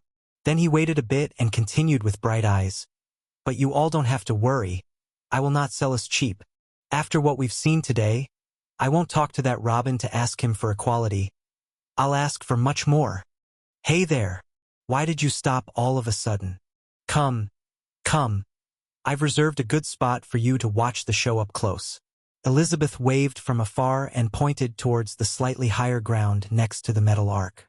"Let's go, don't attract any more attention," Fugon whispered, then moved forward silently with the rest until he reached a tent. Or it could be said that it was a canopy, since it was a tent open from all sides with only a roof to provide shade. The canopy had a large number of chairs under it, all of them looking towards the metal arch. Then he chose a chair at random and looked at Elizabeth standing next to him and spoke seriously. "Where is this? His Excellency. Robin, I only want to talk to him. We didn't come here to see shows. His Excellency is in a retreat to heal himself, but he will be out shortly in order to follow up on the event, so do not worry, you will be able to meet him today," Elizabeth replied with her gentle smile, then moved a few steps closer and whispered directly into Fugon's ear in her charming voice. "It was a good choice, by the way. What a good boy you are." Fugon's pupils widened until they almost covered all the whiteness in his eyes, but he contented himself with looking at Elizabeth's back as she moved away from him little by little. What's wrong with you, father? What did she say to you?" she asked when Ellis noticed her father's strange looks. "No. Not at all. Looks like she was complimenting me because we chose to come today. I guess. You guess." Ellis muttered in an uncertain voice but made no attempt to pressure her father any further. "Hey, have you all just heard her talking about the reason why the new clan leader's in a retreat? He is healing himself? What kind of general tells potential enemies that his leader is injured? It seems that Robin is not only the fool and arrogant one here, but all of them are." The crow shook its head. "Brother Fugon, although I don't usually support Brother Schaefer, this time I do. Take this opportunity to attack." Fugon silenced all the voices around him, then added, "I will do as I see fit. Please stick to the original plan." The hoopoe, the crow, and the rat looked at each other in annoyance, then returned to look around the hill. Perhaps they might find something they had overlooked before, anything that might justify this new tribe's arrogance outside of their weapons. As for the rest of the sages of the Northern Fury clan, they let out a long sigh and rested on their chairs. Just the walk from the gate to this spot was extremely heavy for them. After a few minutes, someone finally broke the silence. "Hey, what do you think about the event that woman was talking about?"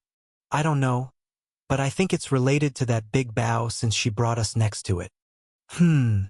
Ellis huffed and said angrily. "I bet it's some kind of military parade. They want to scare us into following them." Fugon nodded in agreement with Ellis' words. This was indeed the most plausible possibility. Hee, but who's going to start the show? The drunk ones or the sunbathers? Another sneered. "I bet those drunk begs will play volleyball using that metal arc as the net." That sounds reasonable too. Calm down. Something is about to happen. Fugon spoke in a low voice. At that moment, Caesar, Victoria, and Old Goo approached the huge metal arc, and then Caesar started pressing a plate beside the arc. At that moment, the space inside the metal arc started to liquefy and give off a strange feeling, which caught the attention and minds of Fugon and everyone with him. But that wasn't the last shock. Caesar, Victoria, and Old Goo took a few steps toward that diluted space, and silently disappeared. What the hell? Fugon stood up and all his entourage stood with him, their expressions reflecting intense shock. Some of them couldn't even hold their breath and ran towards the other side of the metal arc to make sure they really disappeared. What was this? What was that? They really disappeared. The sages of the Northern Fury tribe all looked as if they were children who saw a circus trick for the first time. Even the hoopoe and the crow flew around the metal arc trying to find the secret of that trick.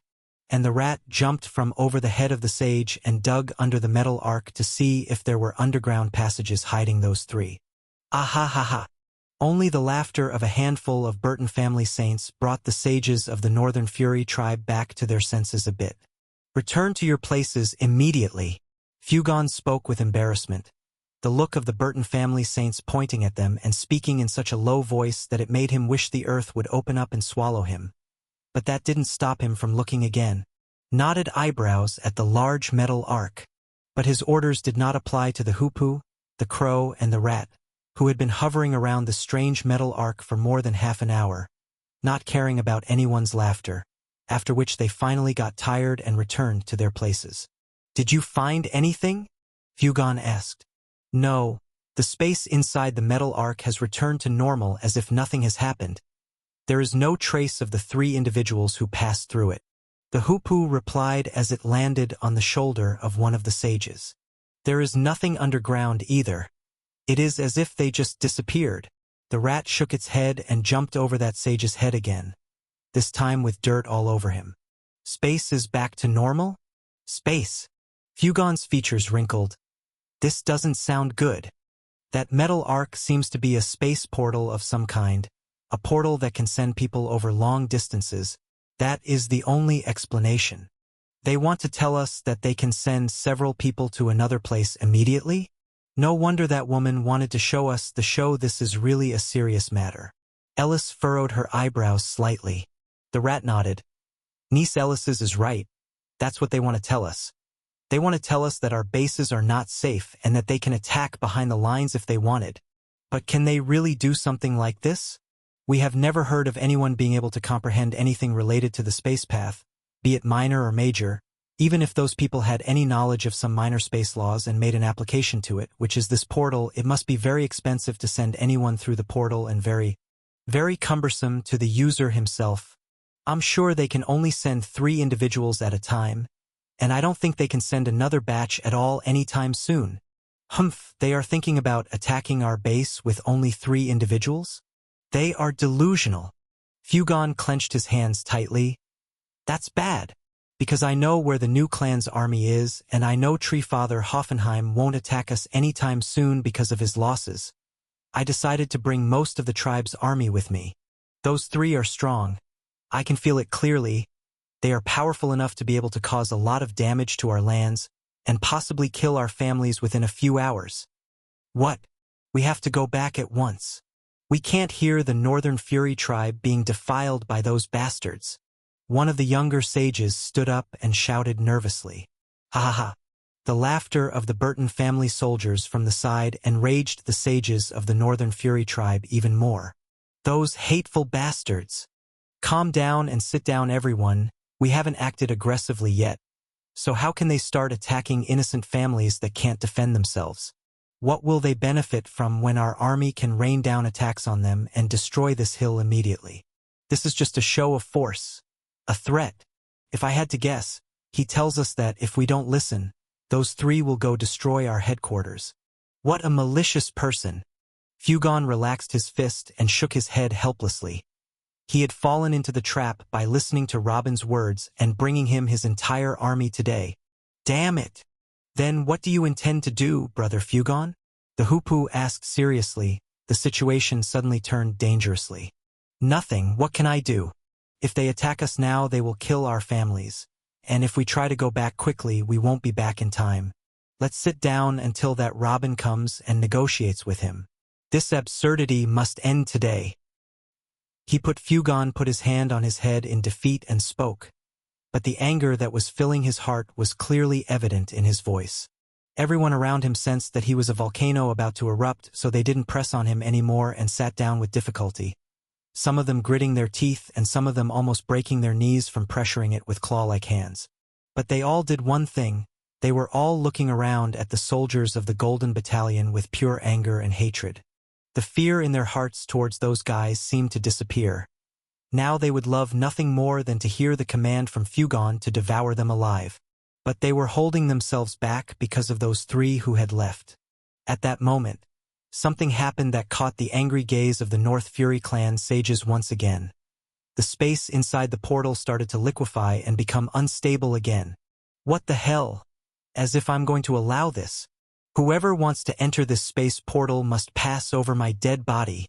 One of the sages of the Northern Fury clan shouted and moved quickly to stand with his back facing the space portal and spread his arms wide open to tell everyone that it was forbidden to approach. Then looked at Fugon and shouted, "What are you waiting for? I will prevent anyone from entering. But you should enter and pursue those three motherfuckers and—" Fugon and the rest of the sages slowly stood up, but not to enter the portal as the sage wanted. They just stood there with their gazes fixed on the space portal. The looks of anger and hatred disappeared and were replaced by looks of surprise. Then shock. This time, no one entered the metal arc but rather came out of it. Rows upon rows began to rush out from the gate, each row containing 10 sages wearing the distinctive golden full-body armor, raising their shields and holding their weapons. From the shock of the sight in front of them, the sages of the Northern Fury tribe forgot their cousin who was being trampled underfoot before their very eyes. A row of 10 sages walked out of the portal, then the second, then the third, then the 10th. In the blink of an eye, a full 20 rows of 10 sages, each dressed in the distinctive golden full-body armor, came out of the space portal amidst the whistling and cheering of the Burtons and the rest of the Golden Army. The 20 rows of newcomers stood looking around in combat readiness until they were sure the environment was completely safe before lowering their weapons and continuing forward, making way for whoever comes next from the portal. Fugon was about to say something about this space portal being dangerous and could send large numbers of soldiers at a time after the last row of sages came out, but the words immediately got stuck in his throat. About a minute after the last row of sages came out, rows of soldiers started coming out one after another. Their auras weren't as strong as the sages that had come out in the beginning, and their armor and weapons were obviously inferior in comparison to the golden full-body armor as well, but their numbers— more than 10 minutes passed and the lines of soldiers were still pouring out of the space portal. Fugon or everyone else in his entourage didn't say a word. They just kept standing there with their unfocused gazes on the portal. Even the Northern Fury sage who was stepped on in front of the space portal a short time ago managed to crawl his way out and return to stand with the rest of his relatives and look at the gate with the same strange look. What is different about him is that the footprints are still printed all over his body, including the footprints of a large shoe on his left cheek, but it looked like he forgot to wipe it off. Another hour passed, and the space portal was still coming out, row after row of soldiers as if they had no end. In order not to stop the march and crowd the place in front of the space portal, the officers ordered the soldiers to continue walking for a certain distance before they stopped. But even with this, the hill, which was a whole kilometer wide and a few kilometers high, seemed to be filling up quickly. When the Golden Battalion soldiers, rune masters and divine blacksmiths found out that it will likely take long for the whole army to get here, they returned to playing chess and exchanging cups of wine, as if what was happening in the space portal now no longer concerned them. But Fogan and the rest of his expedition were still standing there. It seemed as if they had forgotten that there were chairs right behind them. Even the fat rat stood over the sage's head on its hind legs, looking towards the space portal with an open mouth. "How many so far?" One of them finally managed to move a muscle in his mouth to speak. "I counted 2 million. I counted 2,200,000. Has anyone noticed their auras? I believe they are all first-stage law users. They have 2 million heavenly law users? No, 2 million heavenly law users so far." Another half-hour passed and the gate was still overflowing with soldiers. Even the little phrases that the Northern Fury sages were exchanging were no longer there. But they didn't need to say anything. The looks on their faces simply said enough. But at this moment the flow of lines finally stopped. By a simple calculation, Fugon found that so far 3.8 million first-stage laws users had exited the space portal. Although the newcomers wore armor of different colors and shapes and didn't look like they were a unified army, this didn't have any weight. Even if they attacked with their bare teeth and defended with their naked butts, they would be a force to fear. They are still over 3 million law users. What a surprise attack and what alliance.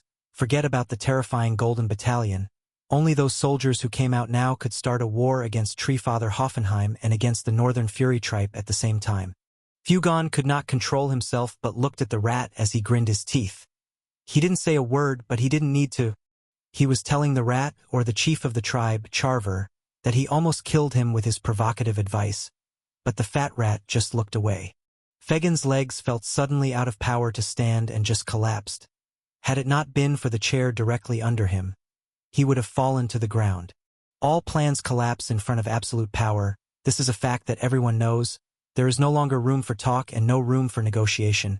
Only room for praying that the new tribe chief Robin be kind enough to keep their lands under their control.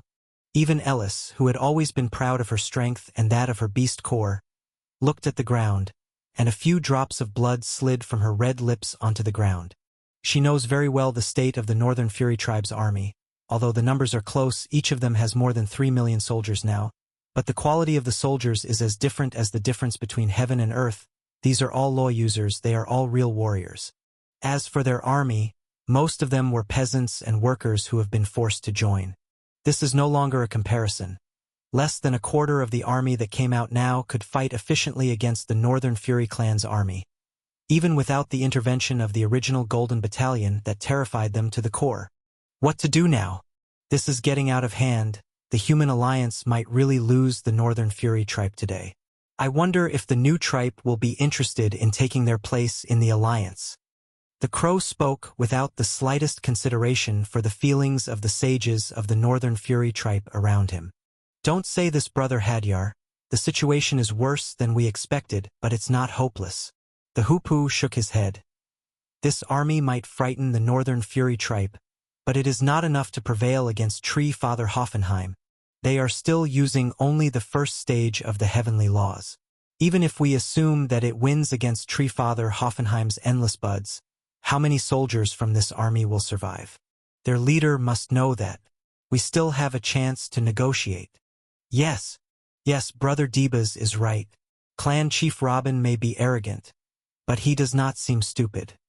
He will not achieve a superficial victory and then see his tribe destroyed by other Treefathers. He must ally with us if he wants to survive. Fugon's eyes sparkled and he spoke, finally finding a rope he could hang on to. The space portal shone again as new rows of soldiers began to emerge from it. A few minutes ago, concession had already crept into Fugon's heart when he saw the army of the first stage law users. Sitting in the midst of nearly 4 million knights made him feel like a small fish swimming in a pond full of sharks. Even as he sat there, he could feel the Northern Fury tribe's army trembling in fear behind the metal wall. He had barely begun to think about how to deal with all those Stage 1 law users. Nothing comes to mind. Can his army withstand a unified attack of 4 million law users even if they were first stage? The answer is simply no. Not to mention most of his army consisted of mortals or people who had barely started energy cultivation. Even the law users in his army would be crushed after 2 or 3 attacks. And this is aside from the Golden Battalion, the one that already has established its might and are already considered that they had enough strength to fight head-on against his tribe's entire army on their own. Should he contact Tree Father Hoffenheim and ally with him against this new tribe?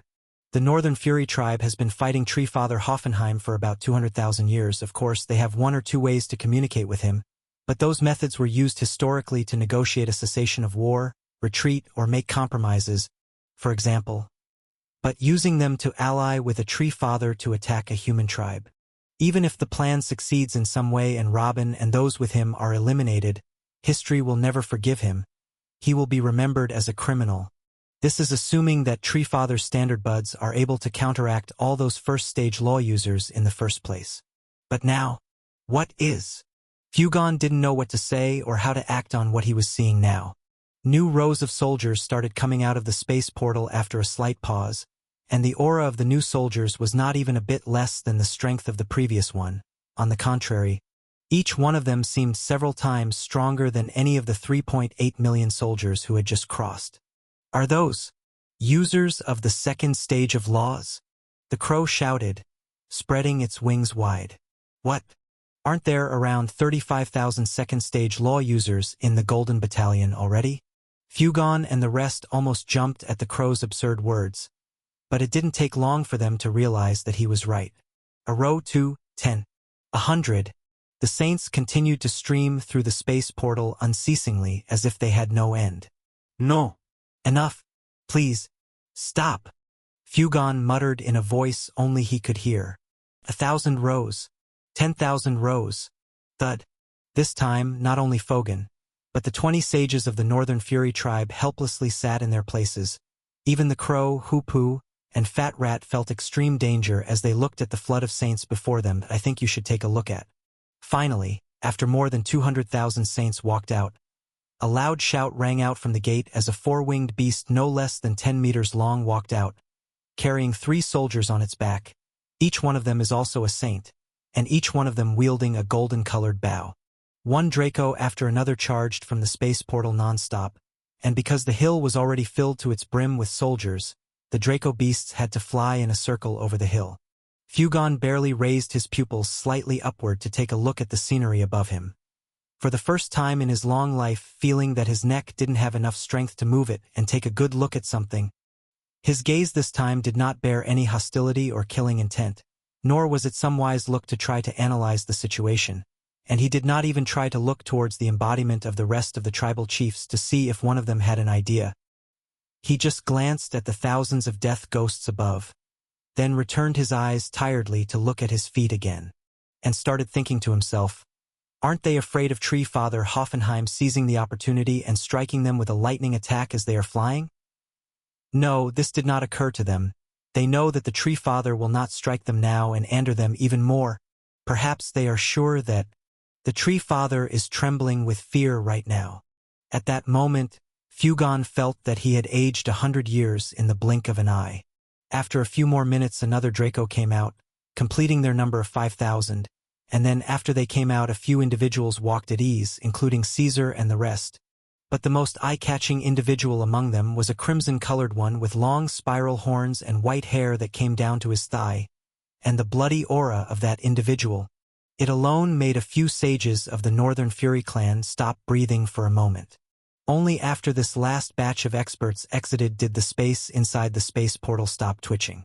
This was the formation of the army that they had repeatedly trained to pass through the space portal. First, the sages would go through a solid defensive formation to deal with any emergency situations. In this case, it was the 200 sages who had just broken through after the Golden Battalion left. Then the main body of the army, the knights, advances with the supplies of weapons, rations, and seeds for the life troops to use. Then the saints come out to protect the rear of the army, and after them the Draco Battalion to establish dominance over the skies. Although Caesar told Billy that the other side of the portal was secure and that they could simply pass through, Billy insisted that the army follow the formation they had been trained into the letter as a form of practical training. Jura Planet Unified Army quickly spread out and each of them found an empty spot to sit on. while the Divine Weapon and Rune Masters divisions continued their drinking party, and the members of the Golden Battalion continued their sunbathing and playing chess. Calm returned once again to the steep hill. Only generals like Alexander and Elizabeth and the rest went into an open tent with a round table in the middle of it and sat around it in silence as if they were waiting for something. "Hey, there is no one else of your annoying kin is here to hear you speak now. Why don't you just tell me? No one will know that you told me." The first person to break the silence was Billy, who got very close to the Demon King and spoke seriously. Hearing this, Demon King Morin turned his head to the other side and said, "I don't know what you were talking about. I'm talking about the tight borders imposed around the area where you live in Central Continent. Why won't you let me or anyone else in? What is going on there exactly? Why do you gluttonous bastards like you stop hunting around and suddenly fell silent? What are you eating nowadays exactly? Are you on a diet to lose weight or something?" Meeting with refusal again, Billy pressed the matter even more. This topic has been bothering him since Robin left. That day when he asked him about the demons and Robin told him that they wouldn't take part in the campaign on planet Greenland and he was full of doubts. How could a race of this gluttony be left out of a planetary war? Aren't they Robin's most loyal dogs? Isn't this the perfect opportunity to strengthen them? So, since then he left the responsibility of training the soldiers and amplifying the army to the elders of the Burton family and went to investigate more about the demons. But he couldn't find anything new. Whenever Billy tries to enter officially, he is denied. And whenever he tries to force his way in with some political excuse to examine the area, he meets with the usual demon savagery to stop them with force. And whenever he tries to infiltrate the region, one of the Demon Kings captures him and forces him to retreat. It is worth mentioning that the demons did not even exceed 500,000 in total at the time of Robin's departure to planet Greenland. They could fit in a decent-sized city, but Robin ordered them to make the vast Central Continent their home anyway. At first, the demons just moved there and started hunting and spreading like locusts as usual throughout the Central Continent. But suddenly they gathered again and Amon and the rest of the Demon Kings announced a new border that marked a piece of land dedicated to the demon race alone, on an area equal to about a full quarter of the extremely vast Central Continent.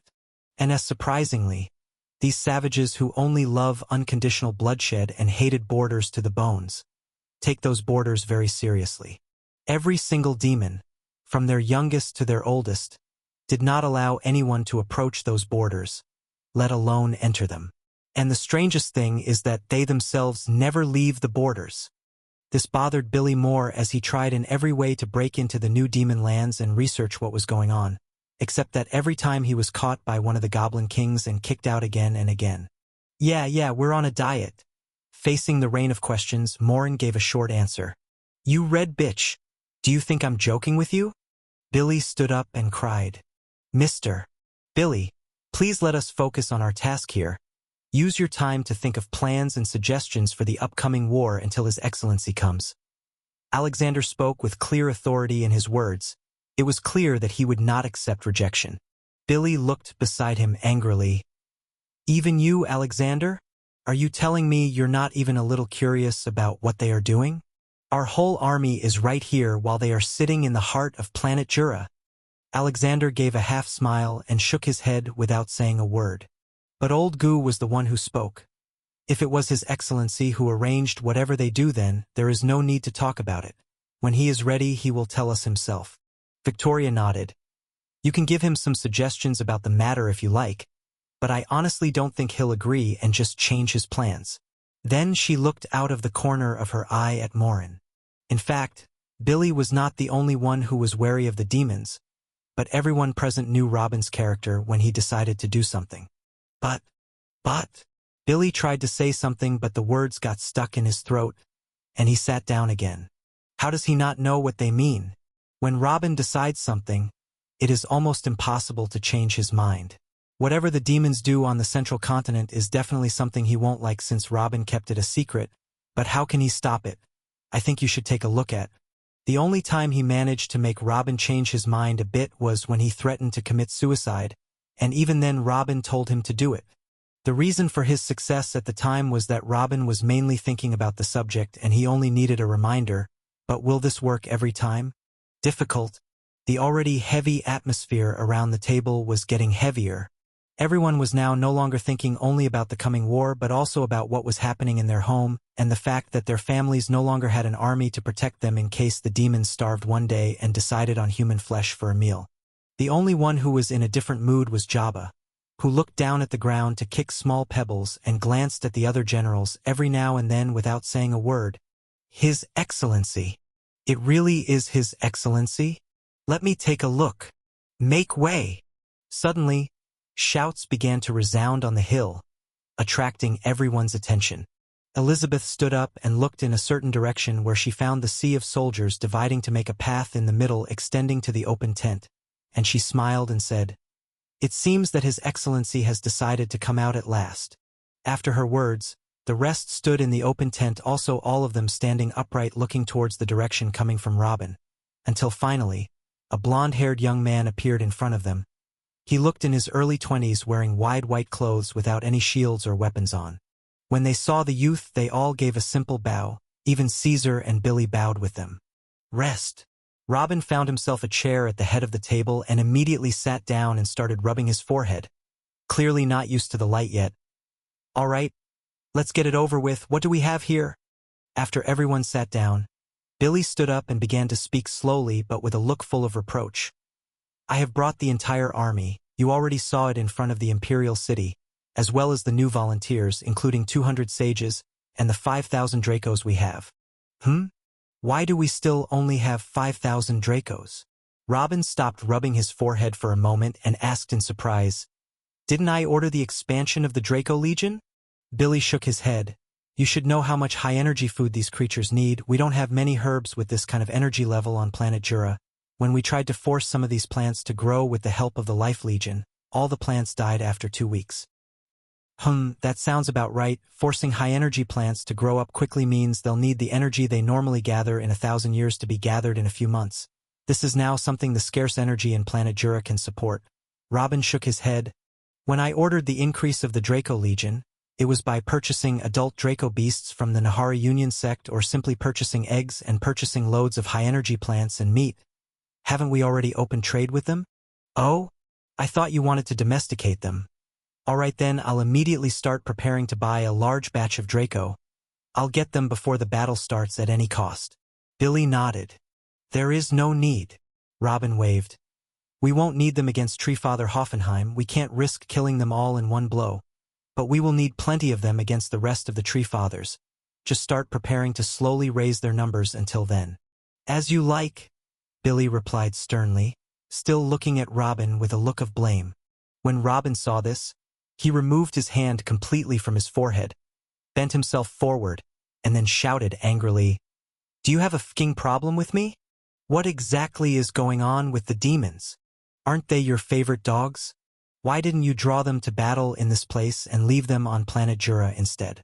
And what is wrong with those fiery borders that they imposed within the central continent? What exactly is going on there?" Billy did not back down from Robin's angry shout and asked directly, "You don't need to stick your nose in everything." Robin leaned his back on the chair and spoke with a clear weight. "Aha! I knew it. I knew something was wrong. Those motherfuckers wouldn't keep silent for no reason." Billy banged the table. "The demons are too stupid to do anything meaningful. They are just killing machines. What criminality have you assigned them with, Robin? What have you done?" "Hey!" Morin exclaimed. "Calling them Robin's dogs is passable, but why also stupid?" "Shut up, you know I'm right," Billy shouted back at Morin, then turned back to look at Robin. "I don't know what you are up to, Robin, but stop them. There is always a chance to stop. I know what I'm doing. I didn't ask you to bear the sin with me. Just complete your assigned duties." Robin replied with a frown and went back to rubbing his eyes again. "And what about you? Are you ready to bear a new sin? Didn't it burden you enough after what you did to the ancestral continent?" Billy shouted again. Billy's outburst affected the rest of the generals in the open tent. They all seemed worried and began to look at each other with the corners of their eyes. Whatever is happening with the demons is really something that does not bode well, and they do not want to have anything to do with it. Robin himself twitched for a moment when he heard him. Who would want to carry the sin of blood on his shoulders? However, isn't the war itself a sin? Assuming that he completely avoided the innocent and focused on the wars of subjugating the hostile armies, then what about every soul that would be lost from his side or from the opposing army? Would he not carry their sin as well? Sin and blood. If he, as a young emperor who is expanding his territory, cannot bear them, then who will bear them for him? Robin this time didn't even reply to Billy. He just kept rubbing his eyes, but his movements slowed down visibly. Then he seemed to remember something and turned back to look at Billy. What are you doing here in the first place? Didn't I entrust you with the management of Planet Jura? Do my orders have no weight anymore? Caesar shrugged and spoke. I told him to stay, but he insisted on coming. I think you should take a look at. What do I do then? Leave you lot messing around here, while I am sitting behind a desk planning to open some new markets? Nope. Billy knew that Robin was trying to change the subject, so he went along and replied, then continued. There's nothing I can do there anyway. The Burtons control the ancestral continent, while Frost, Trent, Barnett, and Levon families control the rest of the 4 continents. While the central continent is almost empty now, with only a few individuals to keep your imperial city clean, and your dogs, of course. Billy took a quick glance at Morin, and then continued, what could I do there other than perhaps coordinating between the families there and giving some suggestions? I would rather be here fighting with the boys. Anyway, I have entrusted Alfred Marley with my duties. He was the prince of a large kingdom, and he understands more about these matters than I, and he has the rest of his family to support him, and they all have management experiences as well. It will be their best chance to prove themselves worthy for you. I believe Alfred will give you a good surprise. Alfred? Aha, he's a good boy. Robin tapped his table a few times at the name he had been forgetting, then leaned his body forward again to look at the table and spoke. Okay then, let's get back on topic. The table was flat, but one of the rune masters took his time and drew a map of the entire area around them on the table to make it easier for the generals to determine their paths. Robin continued to focus on the map for a while, then pointed towards a certain spot and spoke. Here is where we first landed. This place has the largest budding ground in the western region of Father Tree Hoffenheim Domination Circle. It will be one of your main targets, and here. Robin continued to draw points on the map, one after the other, and after drawing quite a few points, he took a small dagger from Peon's waist standing next to him and began to expand the map from his memory and draw a few more dots representing the budding ground. This information was one of the benefits of soul-searching hundreds of buds. As for these regions, they are the main gathering centers of the buds. There are at least 10 million buds in each one of them, their levels ranging from mortal to sage. Robin completed drawing X marks on the assembly points. In just 10 minutes, the table was filled to the brim with so many dots and X marks that forced the generals to look at each other, each one of these marks containing an army numbering at least 10 million. Robin finally paused and raised his head. This is all the information I have about the western region of Treefather Hoffenheim's domination circle. There are a total of at least 300 million buds in these marks. This does not include any bizarre moves that Treefather Hoffenheim might make and does not include any plans or traps he might lay. I do not have any information about those wizards or whatever special weapons Treefather Hoffenheim might be hiding. And I don't know if another Treefather will intervene to fight on Hoffenheim's side. I'm just drawing you your goals, and how to deal it will be left to the commander of the army. 300 million. Old Goo couldn't hold back a few drops of sweat on his forehead. They're gonna have to fight them all. And all of those are just in the western region. Robin waved. Most of them are only as strong as a full-grown mortal, so don't worry about them. And they are not humans, no, they aren't living beings at all. So don't forget this when dealing with them. They are just some kind of stronger puppets, so kill as much as you need to see your mission through. I don't know if these beings are capable of surrendering at all, but if they do, then accept their surrender. There is no need for total annihilation if not necessary. Leaving the handling to the commander of the army. Accept their surrender. Father, will you not lead us? Caesar asked quickly. He was waiting for this day to move under his father's leadership again. The last battle they gathered was against the Lying Water Kingdom. Robin shook his head. No, why should I lead you? This is not some kind of decisive battle, but rather it will turn into a long-term war of attrition. Treefather Hoffenheim has at least 500 million buds, and there is not a child, an old man, or a cripple among them like any other human nation. All of them, without exception, will participate in the war. If I killed hundreds of thousands of them every day, this would still take years to kill them all and get to the Tree Father's location. And I don't have time for this. I have to complete my soul healing and search for new techniques. Then he added, and you will not move in one army either. Don't you see all those points in excess? If it happened and you moved the army in one body, the army will be surrounded by all sides along the route. We can't allow this. Plus, it would be too much of a loss to make such an army move in one body anyway. Divide the army into 10 smaller legions. Each of them will have approximately 400,000 soldiers, right? This is more than enough. The legions should move independently with one of you the head of each, but keep in touch with other generals along the way. I will intervene in one case, and that is if you encounter a dilemma that you cannot solve on your own. Otherwise, I do not want any disturbance in the coming period. Robin kept silent for a few moments, and then his eyes landed on everyone in the open tent. You should all put one more thing in mind. This may be an existential war for Tree Father Hoffenheim, but it is not the same for us. You are here to gain actual combat experience, get used to battling together, and maybe reap some treasures in the process. Advance with caution and clean up after any victory as fast as possible. Don't leave any possible danger behind your back. Strangle Tree Father Hoffenheim in the middle of his own domination circle until the white flag is raised. Beware of recklessness and exposure to great losses, although I do not think that Hoffenheim will try to use that lightning again anytime soon. But there is no need to try our luck. Do not rise from the ground unless in extreme necessity. You should know that the general with the most severe losses among you will be subject to great penalties. Understood? Yes. Everyone responded in an excited voice and involuntarily began to glance at everyone else inside the tent. 10 legions meant that almost everyone present would have a chance to command one of them. Even Pion and Caesar, who were still low-level sages, would get a chance. Get used to battling together. This includes identifying the best general, as well as comparing 10 similar armies working in the same range and against the same opponent will be inevitable. Even without Robin saying it, it automatically turned into a competition for the best general position. Well, then, I will leave the distribution of the army to you, so let each of you commander think about the type of soldiers that he will need and start building his ideal army. And each of you must determine a path dedicated to his army and inform the rest of the generals about it. And all this must happen before sunset today.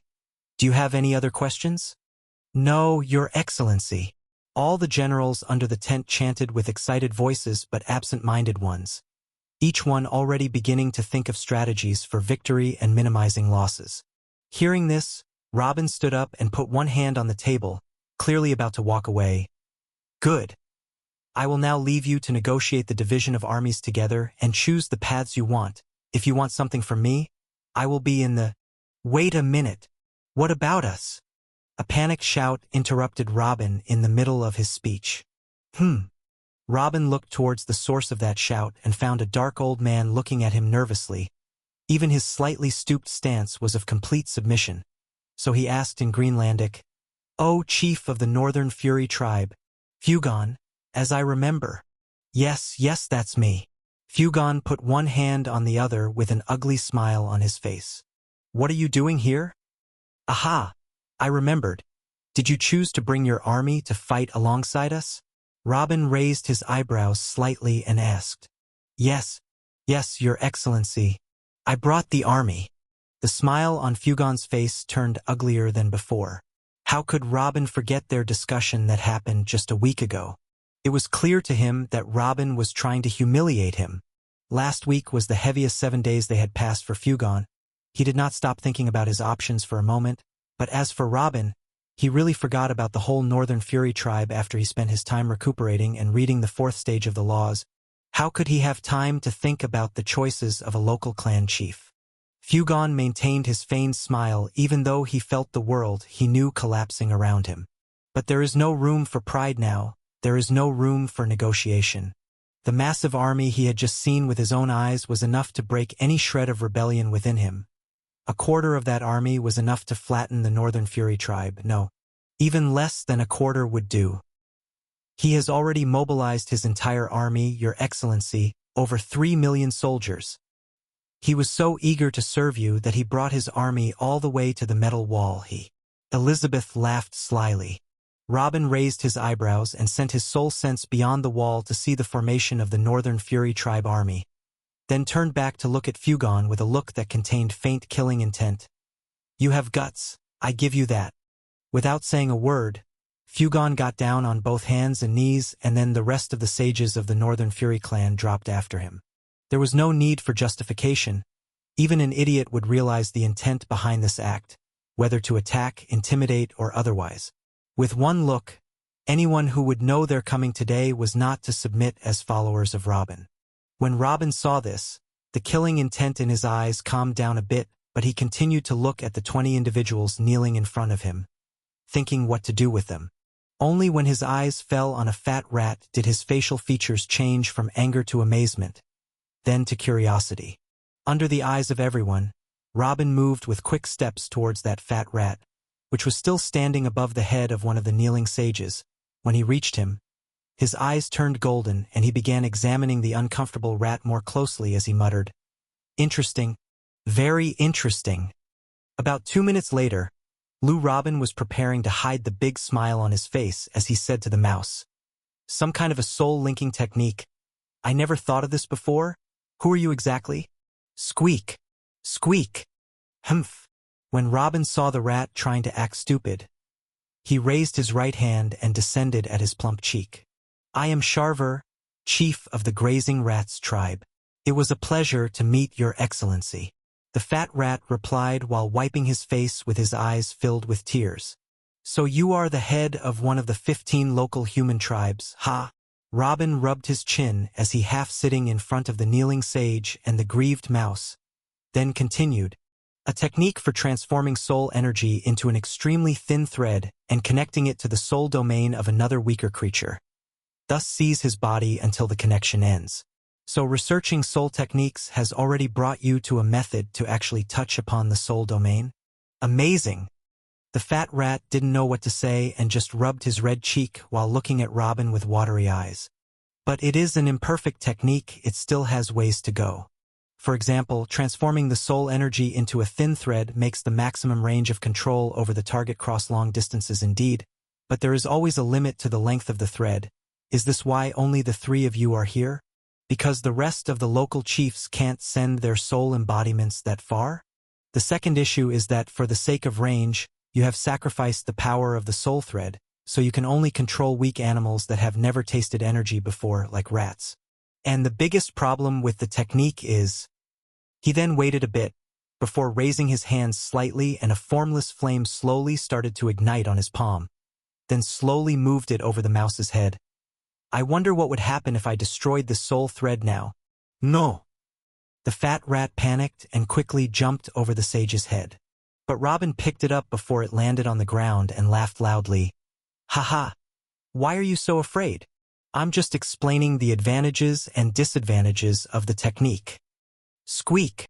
If the soul thread is damaged, it will directly damage my primal soul. At the very least I will be badly injured and at worst I will be killed immediately. Do you think we don't know about this problem? But who the hell can see the soul thread to harm it? And what will they use to harm it even if they see it? Do you think everyone is a monster like you?" The rat heartily screamed as it tried to wriggle out of Robin's hand.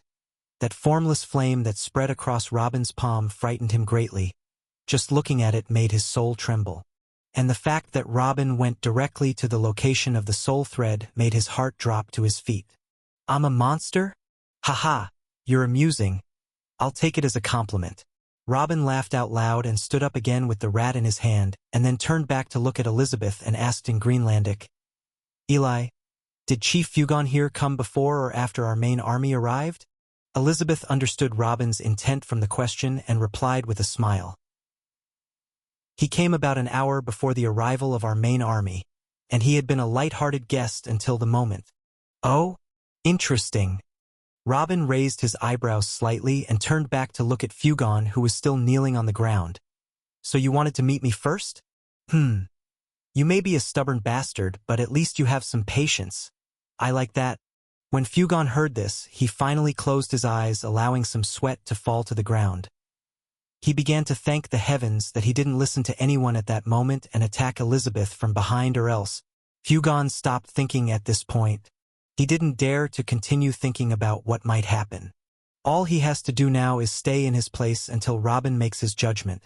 Even if he tells him that his lands are now his property, he will have no choice but to agree. No, even if he tells him to commit suicide immediately, he will have no choice but to say, "I hear and obey." What lands and what benefits? The first and most important objective now is to preserve the bloodline of the tribe. I happen to be in a good mood today because I found a new toy. Robin spoke with a smile as he repeatedly tossed the fat rat into the air and caught it. He hadn't expected that he would find a technique related to the soul domain so quickly, especially since he was researching the subject right now.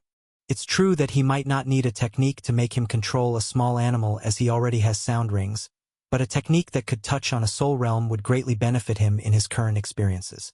Then he continued, "I will ignore your provocative move and allow you to join my army as one of the generals. I have just divided the army into 10 legions, all of whom will immediately launch a campaign against Treefather Hoffenheim. You and your companions in front of the metal wall will be the 11th Legion. Do you accept?" I accept. But... Hugon quickly shouted and raised his face, but then quickly lowered it again and looked at the ground. "What's wrong? Stand up and talk." Robin's face contorted a bit. "If you refuse to be one of my generals, that's fine. I won't bully you. I'll let you take your army and return to your lands, and I will only send one of my legions to discuss more terms with you." Hugon didn't know if he should laugh or cry. 1/10 of the army he just saw is enough to battle the Northern Fury tribe and maybe wipe them out completely, but Robin says he doesn't want to bully them. Hugon stood barely without wiping the dirt off his knees. "It's not that I don't want to obey, but I ask your excellency to allow me to return at least half of my army to the tribal lands, the other half to be yours to dispose of as you wish." Robin did not refuse or agree. He just looked at Hugon with slightly furrowed eyebrows, waiting for him to continue explaining his request. "The thing is, our tribe has borders with 2 Treefathers. Treefather Hoffenheim is one of them. We can't have our entire army enter the domination circle of one of them, or the other one will attack us for sure. The most we can do historically is to launch a quick military operation against one of the domination circles and dig the trenches to get some new lands and then return to defense quickly." Hugon shook his head slightly. "I have withdrawn my entire army today just for your excellency to see. But I need to return immediately to defend the tribe, or else Treefather Descartes will seize the opportunity and attack us from behind. If he sent even a portion of his army right now, he will wipe out families. So you want most of your army to rest in the lands of your tribe and leave me a few clowns to join my campaign. What exactly am I going to do with them? Make them dance for the rest of the legions to entertain them?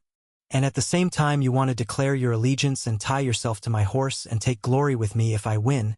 You want the best of both worlds. Ha, Hugon." A smile appeared on Robin's face. "Your Excellency, I am telling the truth. There must be a strong army in the tribal lands, or else our families will be." Hugon took a step forward and spoke desperately. In the face of Hugon's shouting, Robin raised his hand to silence him, and then said with the same smile, "Don't get too excited. Do you think me some unreasonable guy? You are already my guy. How can I put my men's families in such danger? Of course, I will not allow such a thing. In fact, I will increase their protection several folds." Drops of sweat on Hugon's brown face started to build up at those words. For some reason, this increased protection thing scared him even more. Then Robin clapped heavily and continued, "What do you think about this? You and the rest of the 11th Legion will stay here and be an essential part of the attack, and I will assign one of the first 10 legions to protect your territory on your behalf. What do you think?" This,